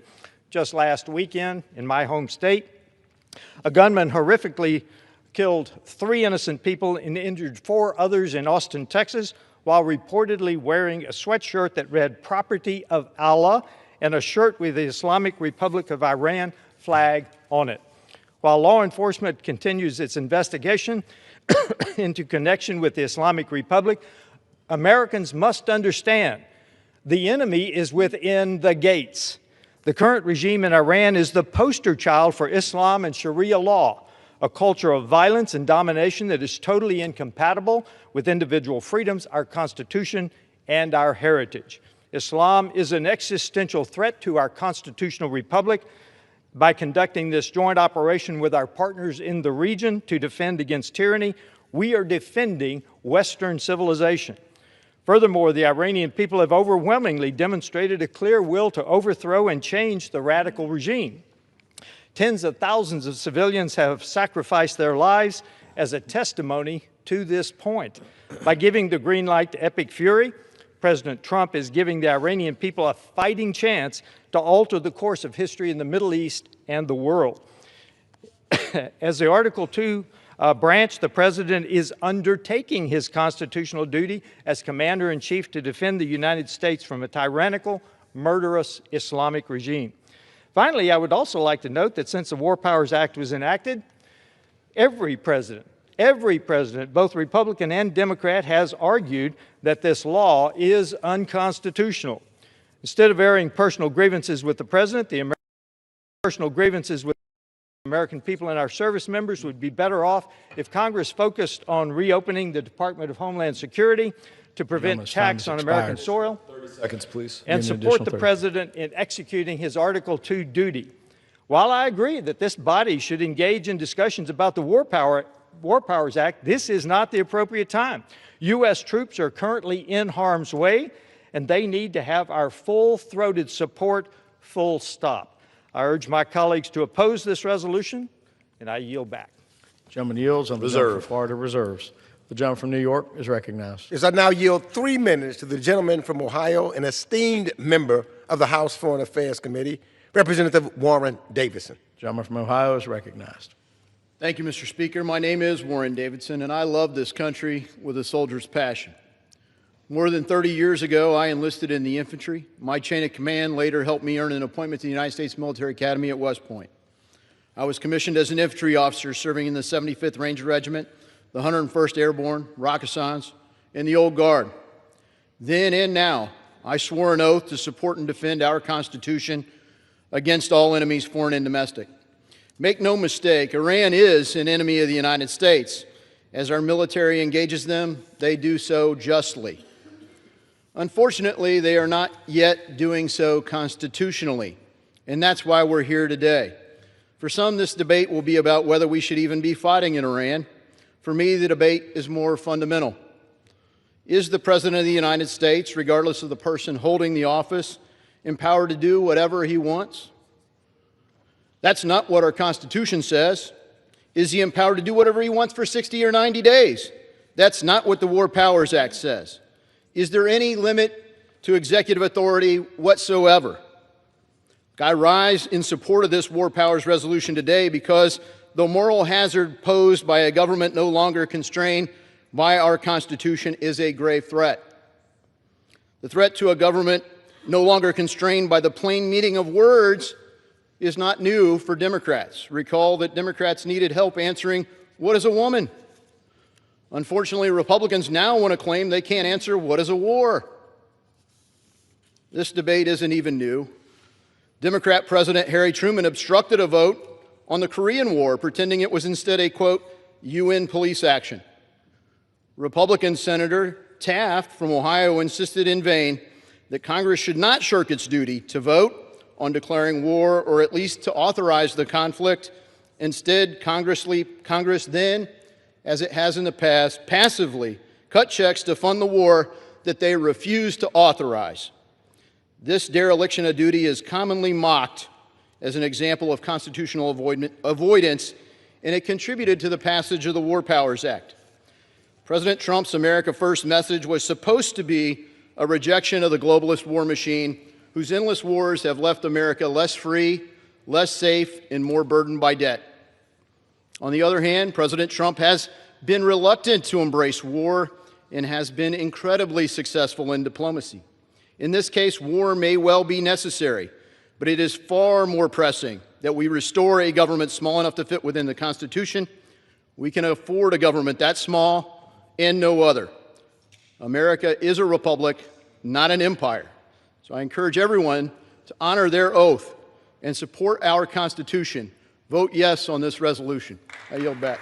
The gentleman from Ohio yields, and the gentleman from New York reserves. The gentleman from Florida is recognized. Mr. Speaker, I'm pleased to yield 3 minutes to the gentleman from Michigan, Chairman of the Subcommittee on South and Central Asia, Mr. Hazenga. The gentleman from Michigan is recognized. Thank you, Mr. Speaker, and thank you to Chairman Mast. And my friend from Ohio, my Republican friend, knows I deeply respect him, his service to our country, and his consistency, frankly. That's something that we're not seeing from many of my colleagues on the other side of the aisle, and that is to be commended. We have a different opinion on whether this is legal or not. We all know that the reason we are here is that for nearly half a century, the Iranian regime has terrorized the globe with acts of cowardly violence through its own forces and proxy militias, namely Hamas, the Houthis, the Hezbollah, whom they have provided military, political, and diplomatic and monetary aid. They have killed approximately 1,000 Americans and maimed thousands of others, both Americans and Arabs, with roadside bombs and other IEDs. We've seen all the videos online with drones and missiles hurtling into malls, hospitals, and hotels. This has to stop. During his first term, President Trump imposed a maximum pressure campaign in response to President Obama's lack of action regarding Iran, and that crippled Iran's ability to raise revenues from its oil operations and fund their terror network. How do I know that, Mr. Speaker? Because as a member of the Financial Services Committee, where all of those sanctions originated, I worked on those very sanctions. However, years later, the Biden administration found those moves too far and harsh on Iran and refused to enforce those sanctions. Sanctions are only as good and useful as their willingness to enforce them. During this period, Iranian crude production topped 3 million barrels a day, greater by more than a factor of 7 during the maximum pressure campaign, allowing the Iranian regime to continue to finance its brutality internationally and domestically. Congress attempted to reverse course by passing legislation to codify the maximum pressure campaign measures. That's why the House of Representatives passed my bill, the No U.S. Financing for Iran Act, by an overwhelming bipartisan majority during the 118th Congress to cut off the Iranian regime from the U.S. financial system. My friends who voted for that seem to forget.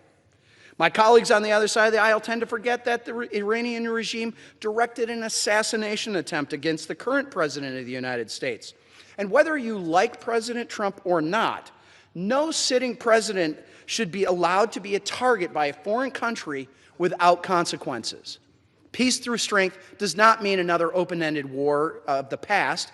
Operation Epic Fury is a defensive action using overwhelming force to protect the American people from an imminent and growing threat.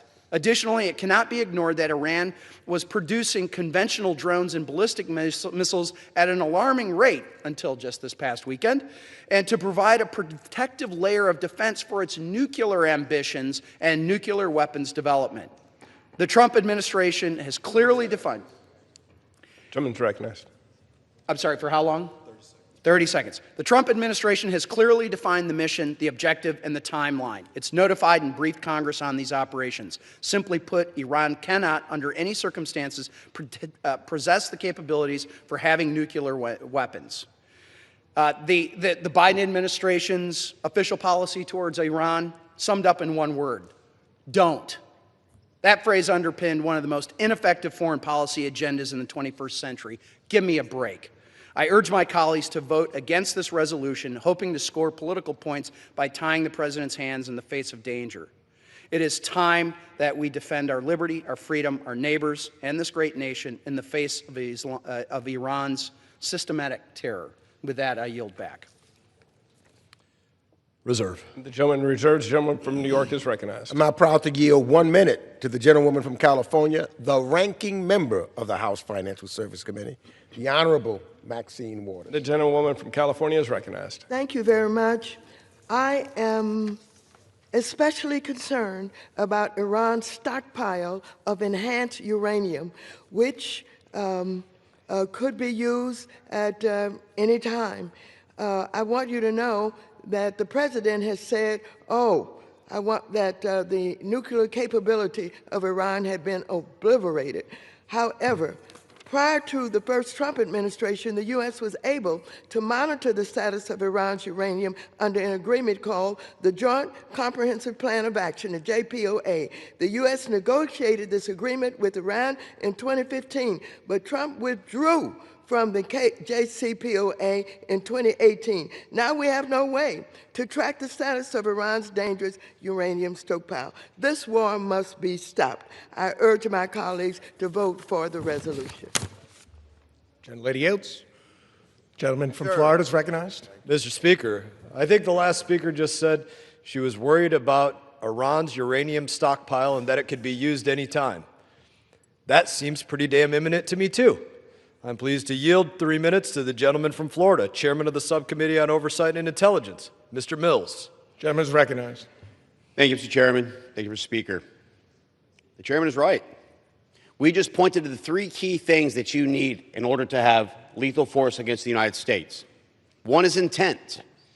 I think that Iran and the regime has made it very clear when they're chanting death to America, the thousands of lives that they've changed with either maiming or killing American troops or civilians abroad, but also likelihood. We know that they're able to build 100+ missiles a day. They know they had ICBMs. We've now found out they had the hypersonic ballistic capabilities as they've targeted over 6 different countries. But you know, the thing that we talk about, the JCPOA, as it was just mentioned, Resolution 2231, where the administration tried to come up with an idea of a negotiation that led to diplomatic and peaceful solutions. But it was continually violated by this regime, as even the General Secretary Ban Ki-moon and Gutierrez had pointed out multiple times, as the Iranian regime sent mid-range ballistic missiles to the Houthis and into other areas to continue to attack Americans and the West. But the hypocrisy is what I really want to point out here, not the fact that we already understand the Article 2 authorities that the president has, which is well within the bounds constitutionally, not to mention the fact that this body, before I came into Congress, was already abdicating their roles and responsibilities under Article 1, Section 8, Clause 11, when they started doing things like AUMFs. But let's point to things like what we saw in Libya. It was very clear in 2011, as we see here in military intervention, that it was without prior congressional authorization, relying instead on a UN Security Council resolution and legal justification from the Department of Justice that argued that the administration had limited non-ground troop missions and doesn't constitute hostilities. Mr. Chairman, that's exactly what we have here, no ground troops. But it also goes on further to justify, under the United Nations mandates, international mandates, and the legal justification, to say that because they were focused on protecting civilians, not sustained fighting, and didn't involve ground troops. Well, I don't know about you, but I think 40+ Iranian civilians peacefully protesting for a change being brutally murdered being raped, being tortured, being slaughtered, being hung from cranes, being persecuted and imprisoned. I think President Trump stopping this after 47 years was protecting civilian lives. I think it's established that we had no boots on the ground. And I think that we have demonstrated the imminence, the likelihood, and intent of an evil regime to try and go ahead and attack Americans and threaten our way of life. With that, I yield. I don't quite reserve yet. I would just let the Speaker know I think the gentleman about to speak on the other side, Mr. Raskin, also voted to say Iran's ongoing nuclear escalation poses a serious threat to the United States and its partners, and to use all means necessary to prevent Iran from obtaining a nuclear weapon. He must have thought it was pretty damn imminent, too. I now reserve. Gentleman reserves. Gentleman's recognized. I proudly yield 2 minutes to the gentleman from Maryland, the ranking member of the House Judiciary Committee, the Honorable Representative Jamie Raskin. Gentleman is recognized. I thank the Speaker and the ranking member. Yes, use all lawful and constitutional means. I heard one of our colleagues across the aisle just say, well, yes, Article 1, Section 8, Clause 11 does give Congress the exclusive, plenary, comprehensive power to declare war, and not the president, and we could be debating it, but the president's already taken us to war, so it's too late. It would undermine the cause for us to debate it. What a humiliating, self-defeating argument for a member of the Article 1 branch of Congress to be making. Don't you understand? That destroys our power to declare war. If any president can plunge us into a war and thereby defeat our exclusive plenary power over it. The framers weren't fooling around when they did that. They knew that the kings were constantly plunging their people into wars of deception, conceit, plunder, imperial avarice, fantasy. Constantly, the kings were doing that. They didn't want to leave it up to one person to decide whether or not to send a whole country into war and to put our sons and daughters at risk. That is an awesome, solemn responsibility that must be vested in the representatives of the people, all the people, which is why both the House and the Senate are involved in it. So whether you think this war is the most brilliant strategic breakthrough and moral cause since World War II, or you think it's an absolute strategic blunder built on lies like the last wars in Iraq or the war in Afghanistan, which cost thousands of lives and more than $1 trillion, wherever you are on that policy question, can we not agree as members of the Article 1 branch that it's up to us? We've got to vote on it. We've got to debate on it. I'm hearing very interesting, good arguments all over the spectrum on this. That's why it's reposed in the representatives of the people to decide it. Not Donald Trump, not J.D. Vance, not Tulsi Gabbard or anybody else in the executive branch. It's our decision. Everybody should be voting yes on this resolution. Reserve. Gentleman from New York reserved. Gentleman from Florida is recognized. Mr. Speaker, I've heard it brought up many times that we get to vote to declare war. We do. But it is enshrined in the Constitution that the president gets to defend the United States of America because of national emergencies.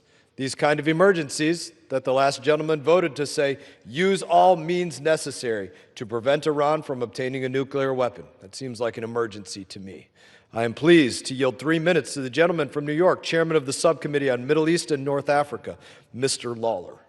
Thank you, Mr. Chairman, and thank you, Mr. Speaker.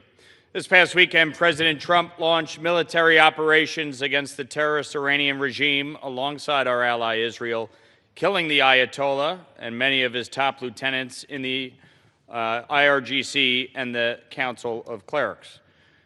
This operation came after almost a year of negotiations to reach a diplomatic solution to end Iran's nuclear ambitions, its ballistic missiles program, and funding of terrorism.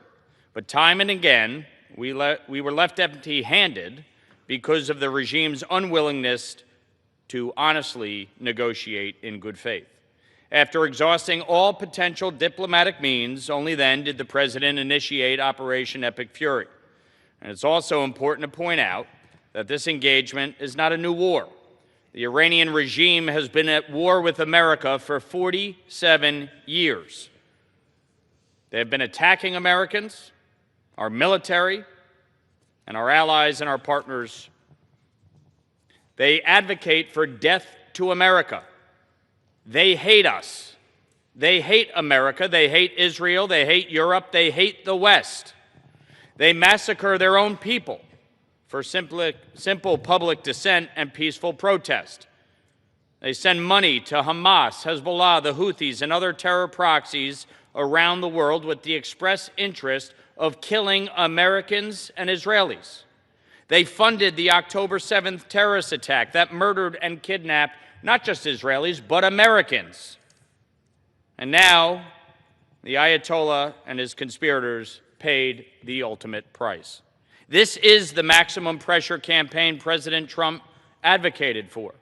This is how we secure our national security so that Americans can be free and safe, and our allies in the Middle East be free and safe.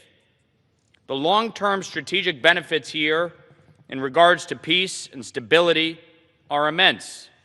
The only way to ensure peace and economic prosperity in the Middle East is to eliminate the single greatest threat to it. As far as the War Powers Act goes, the President is fully compliant. Congress was notified. Congress was briefed. The fact is, the President has 60 to 90 days to conduct this operation. And if Congress sees fit at that time, we will address it. But to try and unilaterally end this operation puts our national security at risk, puts our troops at risk, and puts our allies at risk. Iran is belligerently striking Arab partners as we speak, hitting civilian sites, trying to kill American soldiers, and in fact, they have killed 6. Many of my colleagues said nothing when Barack Obama engaged in a 7-month campaign in Libya, and in fact, when a War Powers resolution was on this floor, many opposed it, including Chuck Schumer, the Senate Minority Leader. The gentleman's time has expired. 30 seconds, please. Gentleman, the fact is recognized for 30 that seconds more. when you look back, presidents of both parties have acted under Article 2 and without the express authorization of Congress, and the former Speaker, Nancy Pelosi, said it best when she said that Barack Obama could conduct the operation in Libya for 7 months and did not require congressional authority. Stop being hyperpartisan hypocrites and acknowledge the simple fact the President is legally justified. Vote no on this War Powers resolution. Gentleman reserves. Members are reminded to direct your comments to the chair. The gentleman from New York is recognized. And I'm honored to yield 2 minutes to the gentleman from Connecticut, the ranking member of the House Intelligence Committee, Representative Jim Himes. Gentleman is recognized. Thank you, Mr. Speaker, and I thank the chairman for the recognition. I've been listening closely to this debate since it began. The arguments being made by half of the representatives of the people of the United States, the arguments as to why they should abrogate their constitutionally mandated duty are bizarre to me. Most of the arguments have been something that is not an argument, that Iran is evil, that they hate the U.S., that they mean us ill. The majority will find no argument over here that that is true. But oddly enough, the founders, when they wrote the Constitution, they didn't say you shall declare war only when it's not clear that the belligerent is evil or means us ill.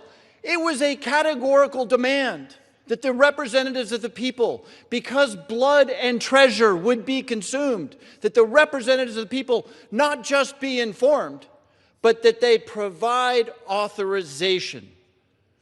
Now, I've heard the majority say that the danger was imminent. I'm the ranking member of the Intelligence Committee, and I can tell you with authority that in the last 10 years, Iran's ability to create mayhem, while still very substantial, is at an ebb. The president himself said that the nuclear capabilities were obliterated, his word. Hezbollah has been largely rolled up in Beirut by the Lebanese armed forces. We have a pretty good sense of what the Houthis are capable of and how to counter them. So if the argument is imminent, that's absurd. There was no imminent threat to the United States Friday or Saturday of last week. And by the way, the argument that my friend from New York just made, which is that Obama did it, That's beyond absurd. I wasn't here when Obama did it.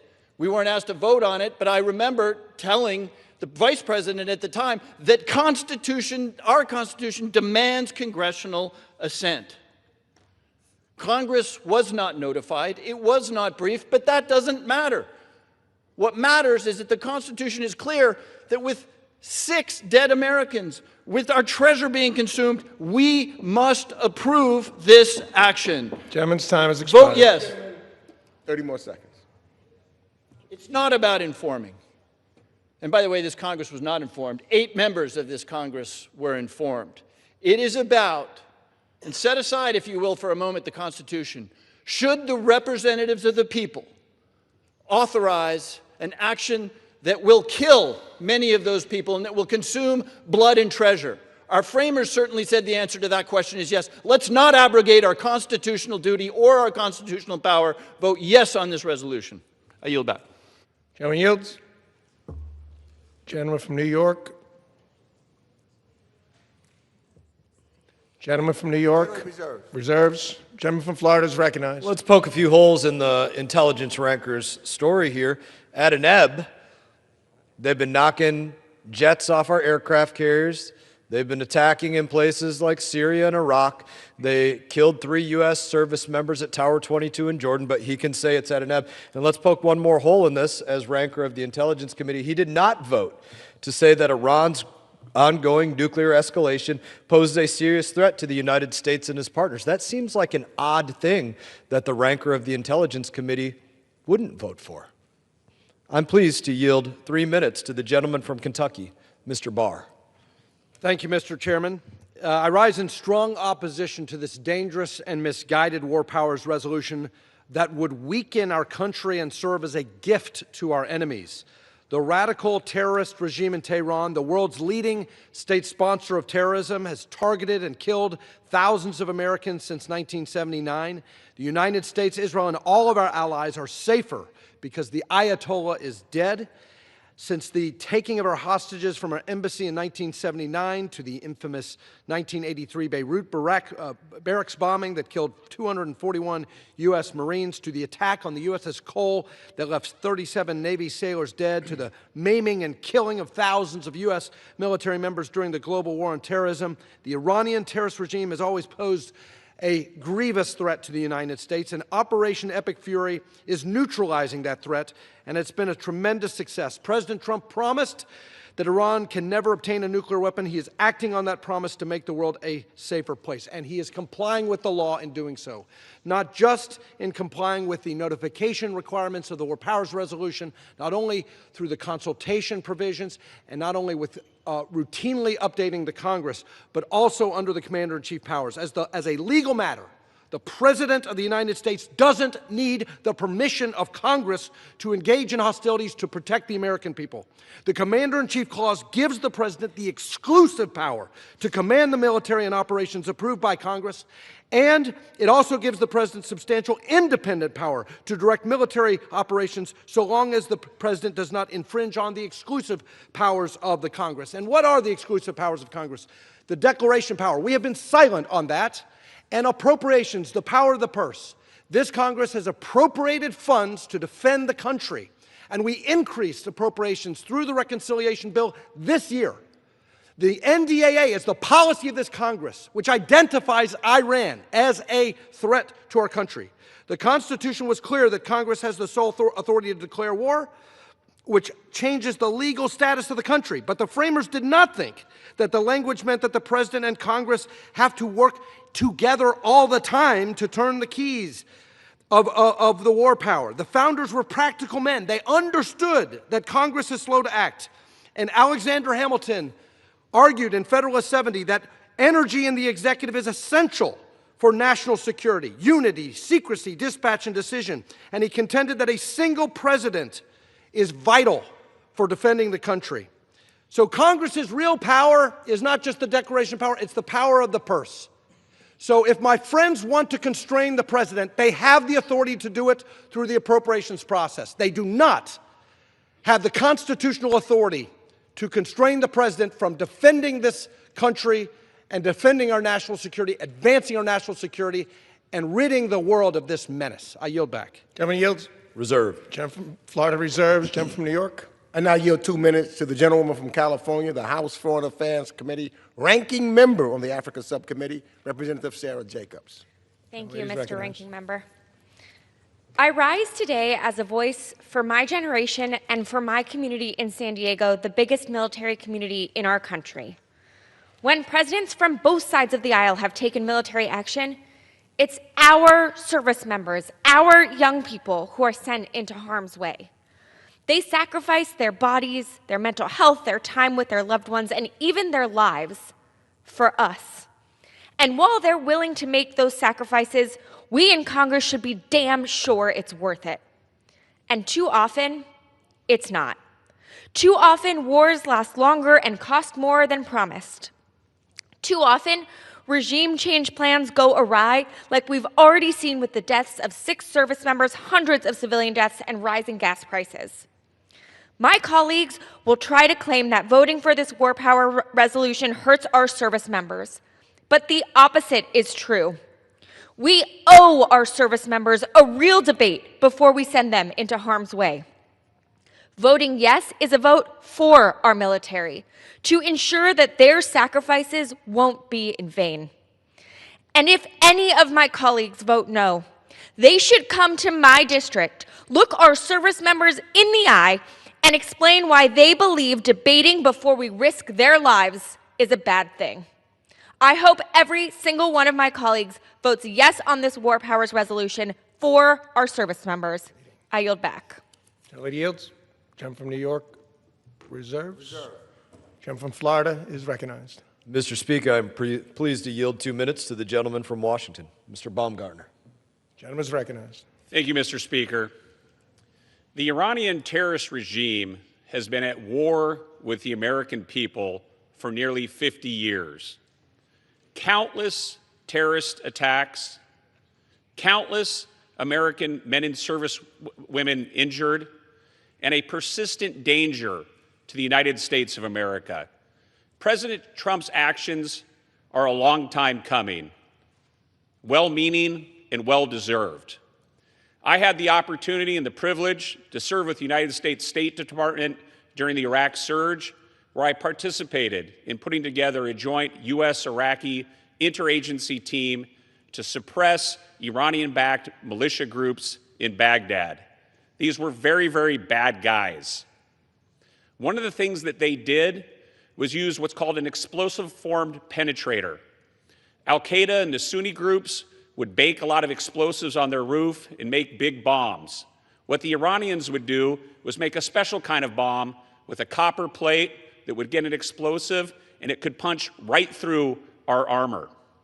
One day, on a trip to Sadr City, I watched a massive what's called an MRAP, armored personnel carrier, explode in front of me from an Iranian bomb, and watched as that hulking metal burned to a crisp as American servicemen and women sought to deal with the aftermath. This terrorist regime has killed thousands of their countrymen, killed Americans across the Middle East, and it's time for them to come to an end.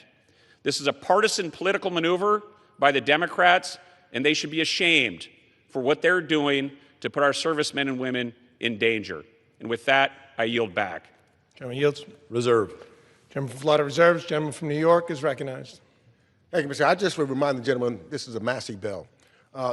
Yes, I yield 1 minute to the gentleman from New York, Representative Jerry Nadler. Thank you, Mr. Speaker. I rise in strong support of this resolution and of reasserting Congress' constitutional responsibility. As the gentleman from Florida stated, the President has the power to react to an attack on the United States. He does not have the power to start a war. President Trump's illegal strikes against Iran are dragging the United States into another costly war in the Middle East. To be clear, I shed no tears over the Ayatollah's death. His brutality was responsible for the deaths of scores of his own people, and he directed terrorist proxies around the world. But his removal is unlikely to bring about the revolution and regime change the President seeks. We had a diplomatic agreement with Iran that did contain their nuclear threat with constant verification. But President Trump tore up that agreement. This unnecessary attack is a clear violation of the Constitution. Kings often plunge their nations into wars for plunder or avarice. The Constitution gave the power to decide on war or peace to Congress so that no president could act as a king. That is precisely what the president is doing. We must pass this resolution to chastise President Trump and to reassert what the Constitution provides, that only Congress can decide to commit this nation to war. I urge members to vote yes, and I yield Gentleman's back. time has expired. Members are reminded to refrain from engaging in personalities against the president. Gentleman from New York reserves. Gentleman from Florida is recognized. I inquire how much time each side has left. Gentleman from Florida has 15 minutes remaining. And the gentleman from New York has 21 minutes remaining. Very good. Pleased to yield 2 minutes to the gentleman from Florida, Mr. Fine. Thank you, Mr. Speaker, and thank you, Mr. Chairman.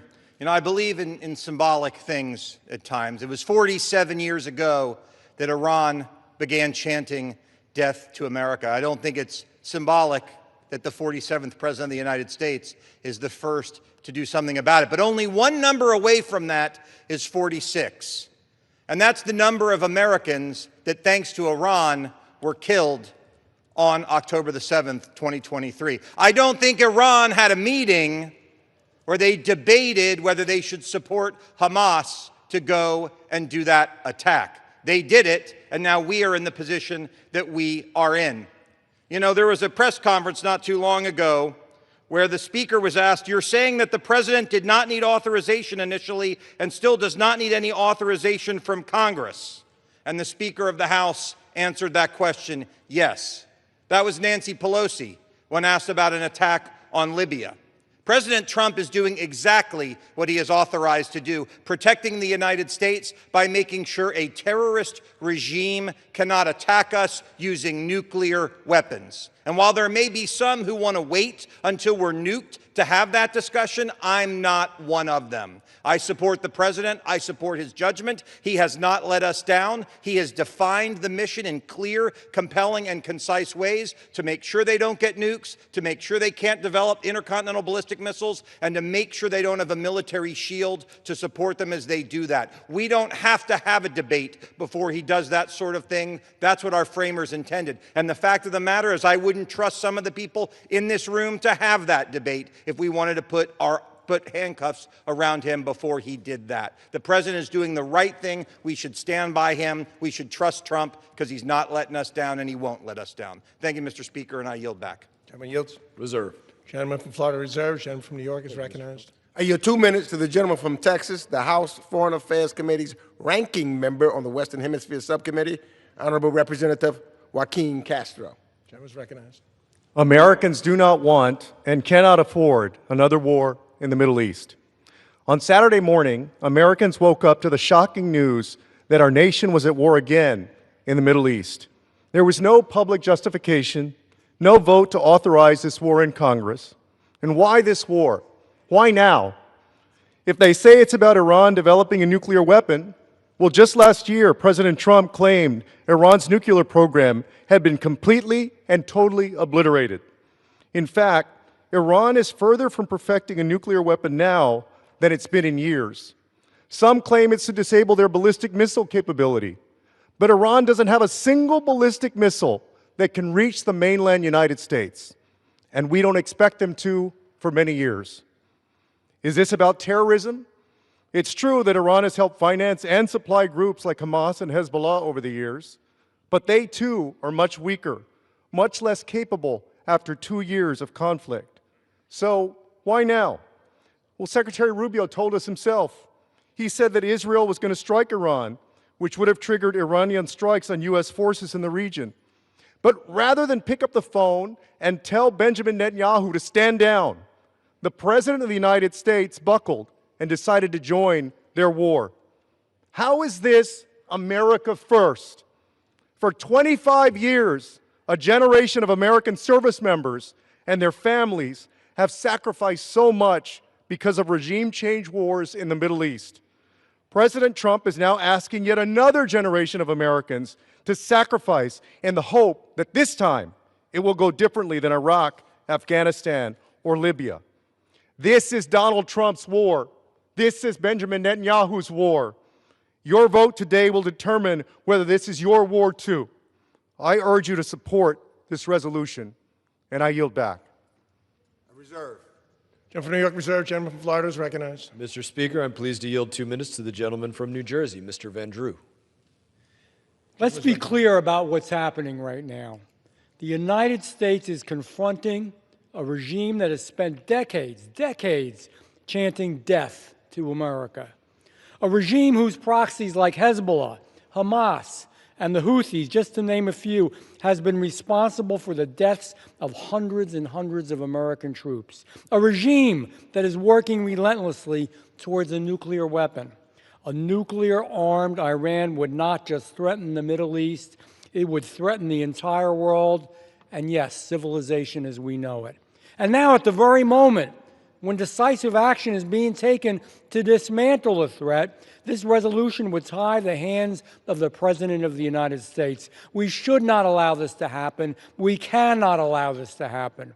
Decisive action against the Iranian regime is about protecting America and about protecting Americans. It's about protecting our troops stationed across the Middle East. It is about protecting our citizens abroad and our allies in the region. Iran, I'll say it again, Iran cannot have a nuclear weapon.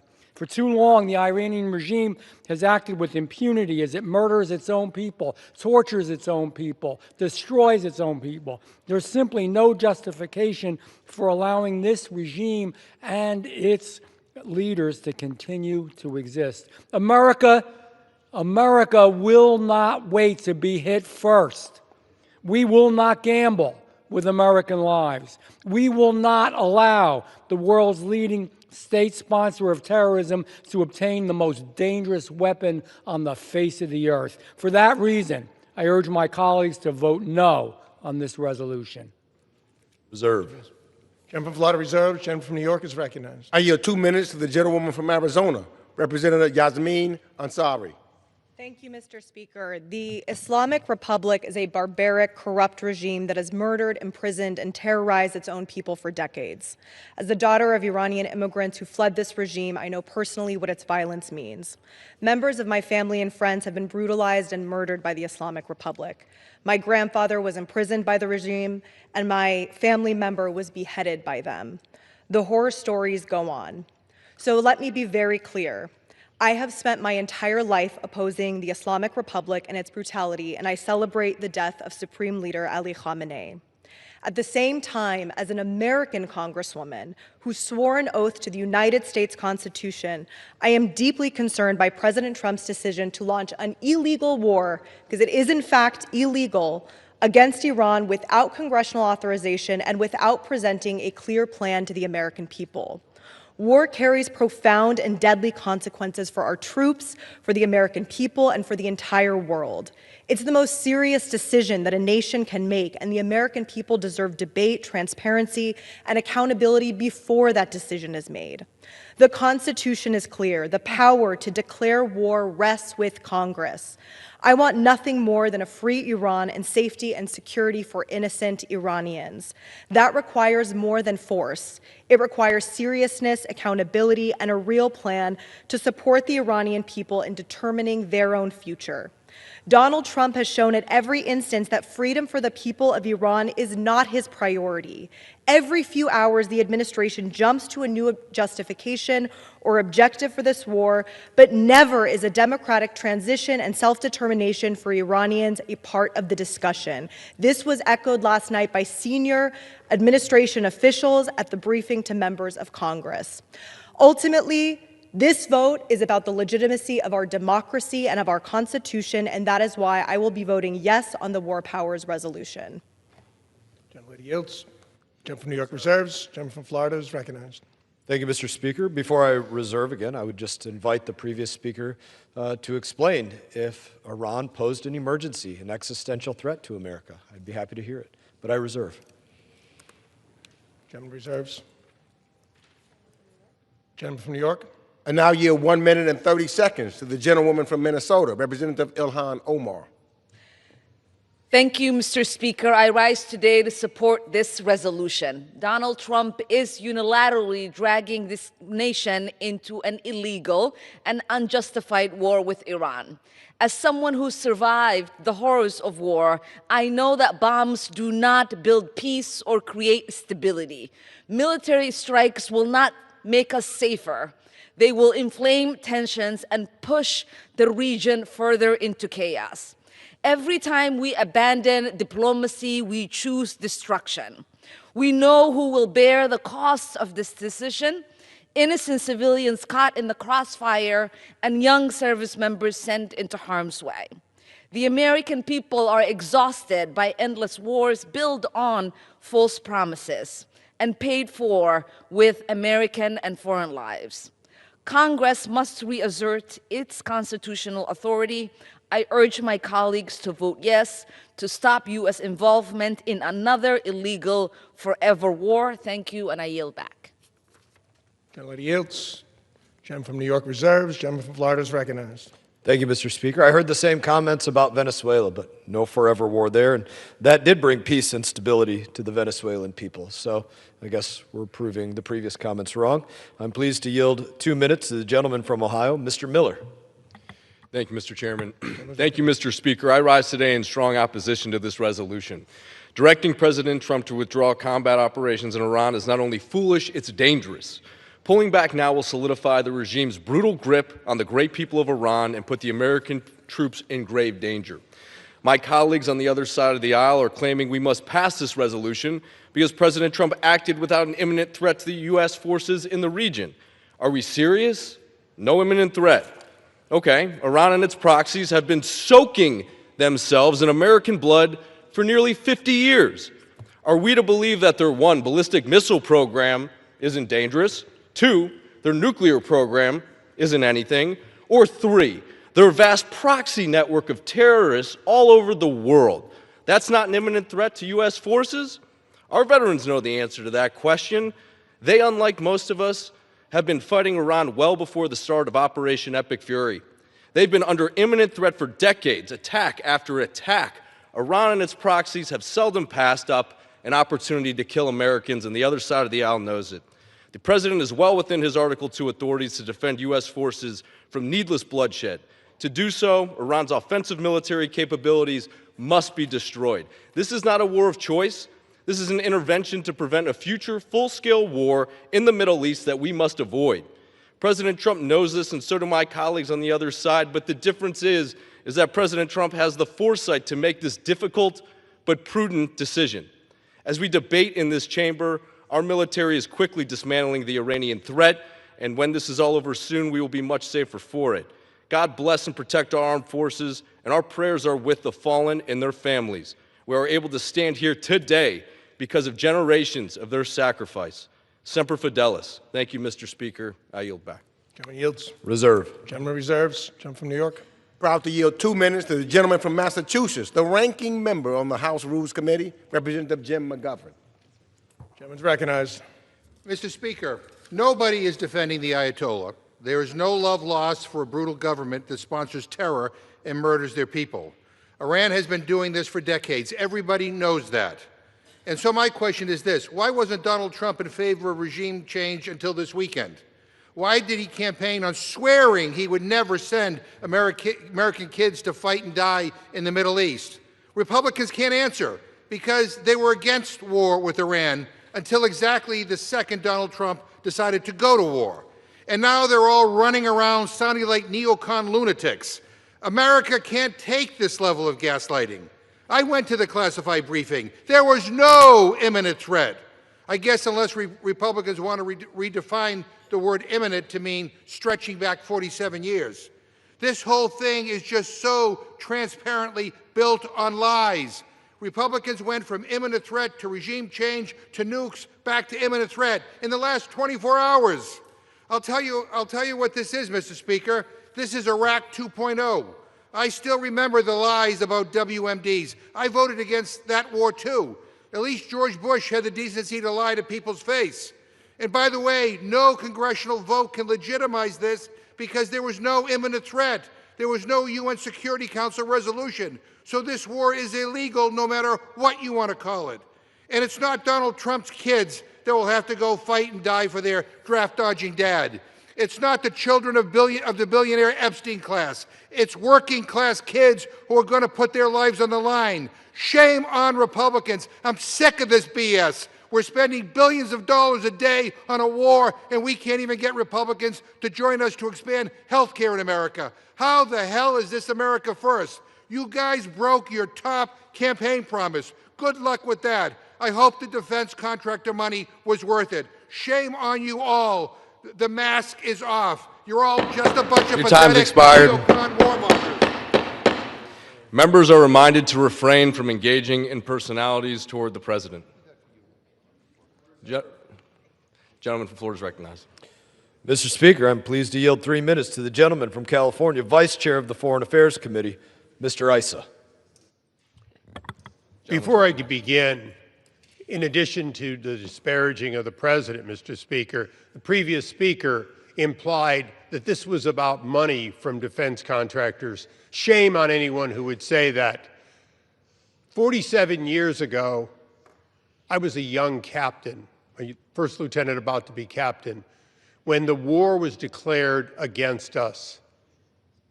Iran has been at war with us for 47 years and at war with the world. In 1982, I was a young captain when they killed 220 Marines, their bombs, their proxies in Lebanon. To say that, in fact, this is not defense of America against the country that every day for 47 years has said, we are the evil ones and we must be destroyed. So first of all, the right to defend, going back to Thomas Jefferson, has not been a question of the Constitution. It has been an obligation of the president. So to invoke the War Powers Act as though this is not defense, and then to imply that there's any purpose other than to recognize that this pervasive threat that has killed Americans and others around the world decade after decade was getting stronger and stronger. And even though I hear that there was no UN, there was no this or that, I have visited Ukraine, where their assembled parts are killing Americans, Russians, Ukrainians, anyone they want because they're an exporter of terror. The fact is, around the world, we are at war with this country of Iran. In my ancestral country of Lebanon, today their proxies are firing on Israel in support of their hatred of the little Satan, we being the big Satan. So, am I defending the actions of the president? You betcha. And I have defended it for my entire quarter of a century here, regardless of the party. The only thing I can't defend is the idea that we have placated and empowered Iran time and time again so that today the job is harder and longer than it otherwise would be. Lastly, there is no question if we withdraw or cease at this time, we are saying to the next Ayatollah, the next supreme leader, that in fact the United States will not see this through, and we will be empowering them to spread their terror, to have more American blood on their hands as a result. I urge no on this resolution because it is not only unconstitutional, but it is so ill-advised at a time in which we are defending America. I thank the gentleman. Yield back. Thank you, Mr. Issa. And I would point out that the next speaker as well, it would appear, voted to say, use all means necessary to prevent Iran from obtaining a nuclear weapon. He clearly thought there was a pretty damn imminent threat going on there, but I look forward to hearing the remarks. I reserve. The gentleman from Florida reserves. The gentleman from New York Also is recognized. thought the president would follow the Constitution. I yield 1 minute and 30 seconds to the gentleman from Pennsylvania, Representative Chris Deluzio. The gentleman is recognized. Thank you, Mr. Speaker. I thank the gentleman from New York. I support the bipartisan war powers resolution, and we find ourselves once again in a foolish regime change war, much like the one that my generation was sent to serve in Iraq, that cost thousands of lives, $1 trillion+ And I've heard lots of justifications on the other side for why this, number one, isn't a war. Well, I heard the gentleman from New York call it a war. It's what it is. The defense secretary has called it a war. That's what this is. I've seen pointing to different authorities here and there between the laws that might justify this. The Congress has not declared war. The Congress has not provided a statutory authorization for the use of military force. And the third condition of the War Powers Resolution that could allow the President to do such a thing is that the United States is under attack. We, of course, were not under attack when the President started this war that we don't need to fight today. That's the War Powers Resolution. Those are the three bases that a president can use force under the War Powers Resolution. And let's not forget, the American people want life less of a ripoff here at home. They want health care they can afford, housing, I go on and on. What they don't want is Americans coming back in flag-draped caskets and billions of dollars spent overseas. Today, I asked Trump administration officials for the cost of this war. They can't answer the question. Those are the basic things you got to know before you send Americans to fight. We should support this resolution and put a stop to this now. I yield back. Gentleman yields. Gentleman reserves. Gentleman from Florida is recognized. Mr. Speaker, I'm pleased to yield 2 minutes to the gentleman from Pennsylvania, Mr. Muser. Thank you, Mr. Chairman, for your leadership, your service, and your sacrifice. Mr. Speaker, I rise in opposition to H-Con Res 38, which would limit the President's ability to protect the American people from Iran's terrorist regime. I believe that this resolution, and may be misunderstood, sends a troubling message to our troops and a perhaps interpreted welcome message to our enemy. The Wars Power Act is very clear. Enacted in 1973, requires the President to notify Congress within 48 hours of deploying forces, and the President has 60 days before he must seek congressional approval. President Trump has clearly acted within the provisions of the War Powers Act. President Obama, on the other hand, used these authorities to launch operations in Libya for over 7 months, Iraq, Syria, Yemen. President Biden invoked the same authorities for strikes against threats in Syria, Iraq, and Yemen, yet no resolution to limit those presidents was brought up in this House by our colleagues. So, as Secretary Rubio said, and he described in great detail, there was an imminent threat upon the United States from Iran and our allies. Speaker Johnson also warned the idea that Congress would now take away the ability of the commander-in-chief is dangerous to the threat and the safety of the United States of America. We must remember who we're dealing with. We're dealing with Iran. It's been a terrorist state for 47 years. Its proxies range from Hezbollah to Hamas to the Houthis, and the list goes on. And directly and through these proxies, Iran has maimed and killed thousands of Americans. They orchestrated the massacre on Israel on October 7th. We know this. They are, in fact, doing their very most to continue enriching uranium to make weapons grade. According to Special Envoy Witkoff, just the other day, the Iranian negotiators opened negotiations by bragging about presently controlling 460 kilograms of uranium enriched to 60%, enough for weapons-grade material for 11 bombs within 4 to 6 weeks. Because of this regime's reign of terror, their own civilians rose up and protested, Mr. Speaker, and over the last 2 months, there are reports that as many as 90,000 Iranian civilians were murdered. President Trump has strategically developed regional trust throughout the Middle East. This is why we have a strong coalition in the region to confront this threat. Today, Iran is an island, thanks to the strategy of the Trump administration. The Iran of the past, one that oppresses and commits terrorism and all kinds of atrocities on its own people in the world, is history. I yield back. Gentleman yields. Reserve. Gentleman reserves. Gentleman from New York is recognized. I yield 2 minutes to the gentleman from Texas, Representative Lloyd Doggett. Gentleman's recognized. From his first day in public office, President Trump has made it clear that he wants to rule America by imperial decree. He didn't want to be king just for a day in America. He wants to be king of the universe. Congress is just a nuisance that can be avoided. The courts, an occasional speed bump. And international law, that's just a suggestion to this president. In his decree declaring war on Iran, he glibly responded to the loss of American life by saying, "That's the way it is." With no clear objectives, no approval from the Congress, no commitment to keep the ground troops out, more American deaths and billions of taxpayer dollars wasted will be the way it is. And we know that in this regard, Trump is not America first. At best, he is American second, as Secretary Rubio confessed this week. Trump was too weak to follow President Bush's wise example of saying no to Netanyahu. He has dragged us into a war that has no imminent threat. He has committed us to a war that will further destabilize an already unstable region of the world. And in Trump's own words, this war will go on as long as it takes. Well, the last war like that cost 4,400 American lives and $2 trillion of taxpayer money.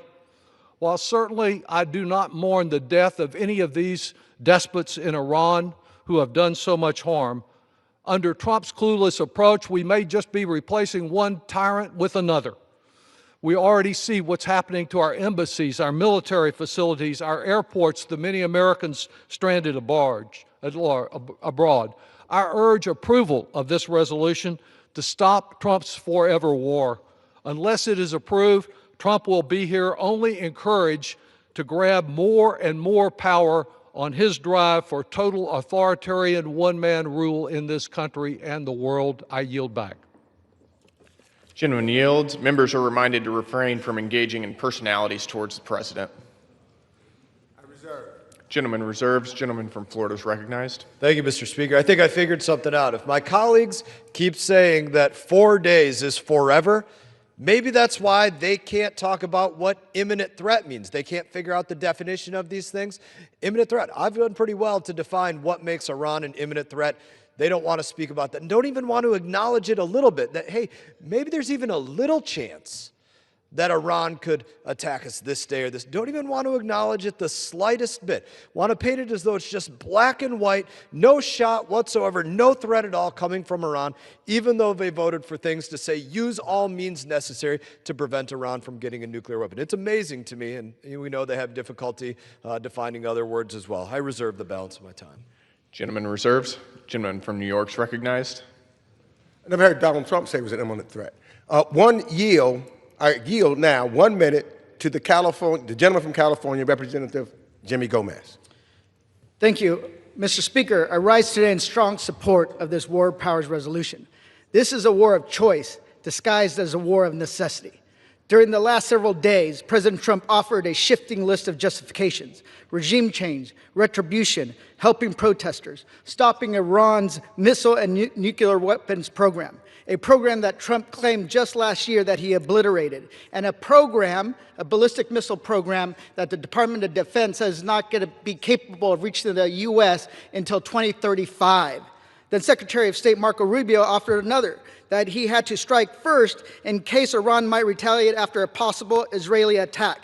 Think about that. Not because Iran posed an imminent threat, not because Congress authorized war, but because someone else might attack. This is not a strategy. This is cherry-picking facts and lying to the American public to justify a predetermined decision to launch a war. So Americans asking two questions: why are we doing this, and how does it end? The Constitution is clear. The president cannot start a war alone. So we need to make sure that the people's representatives are involved, because once troops are in harm's way, troops are in harm's way, missions expand and working families get a knock on the door that changes their lives forever. The cost of this war will not just be measured by dollars spent, but in lives lost, bodies broken, and conflicts that rarely stay confined to where they began. With that, I yield back. Gentleman yields. I reserve. Gentleman reserves. Gentleman from Florida is recognized. I reserve. I am prepared to close if the gentleman is prepared to close. Gentleman reserves. Ready to close. Gentleman's recognized. Mr. Speaker, first let me be clear about what this resolution is not. It's not a vote for or against war with Iran. It's not an authorization for use of military force. It does not prevent the United States from defending itself. It does not restrict our U.S. military from protecting our troops or our assets or our interests. You may have heard some of those claims from the other side today. They are wrong. So what is this War Powers Resolution? What is it? It's simple. It simply requires hostilities to stop unless and until Congress does what the Constitution says it should do, authorize them. That's what the Constitution says. It affirms a basic principle. No president can take this action or take this nation to a war against whomever, whenever that president wishes to do it, without congressional authorization. This is a war. The administration has said so themselves. We've heard many members on the other side of the aisle say this is a war. This is a war. But it is a war of choice, not a war authorized by the United States Congress. The administration's own War Powers Notification, and if you haven't read it, we'll give it to you. They do not use or mention the word imminent at all, not once. The administration has presented no imminent threat. Why? Because it cannot. My colleagues keeps using, I want to give him the definition of the word imminent. And if it was so imminent, Donald Trump didn't do anything when he was the president before.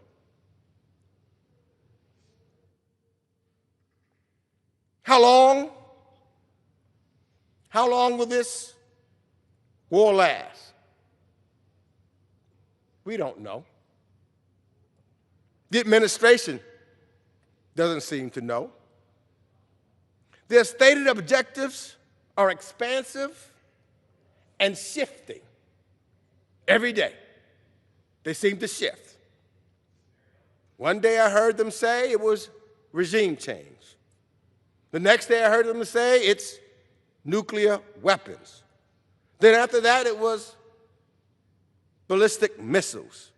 And then we heard the Secretary of State say it's Israel was going to strike first, and so we felt we had to, otherwise that Iran would have struck first.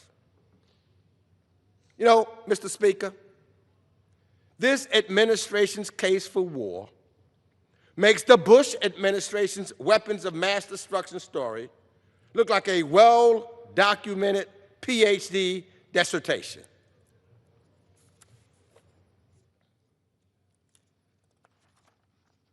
Now, to the members of Congress who disagree with my opposition to this war, I disagree because I've listened and I've heard and I've been working. I disagree with this war. But I say to them, if you disagree with this war, it is your prerogative. But you should vote. We should have a vote. This vote is not about whether or not you support military action. It's about whether you believe Congress should have a say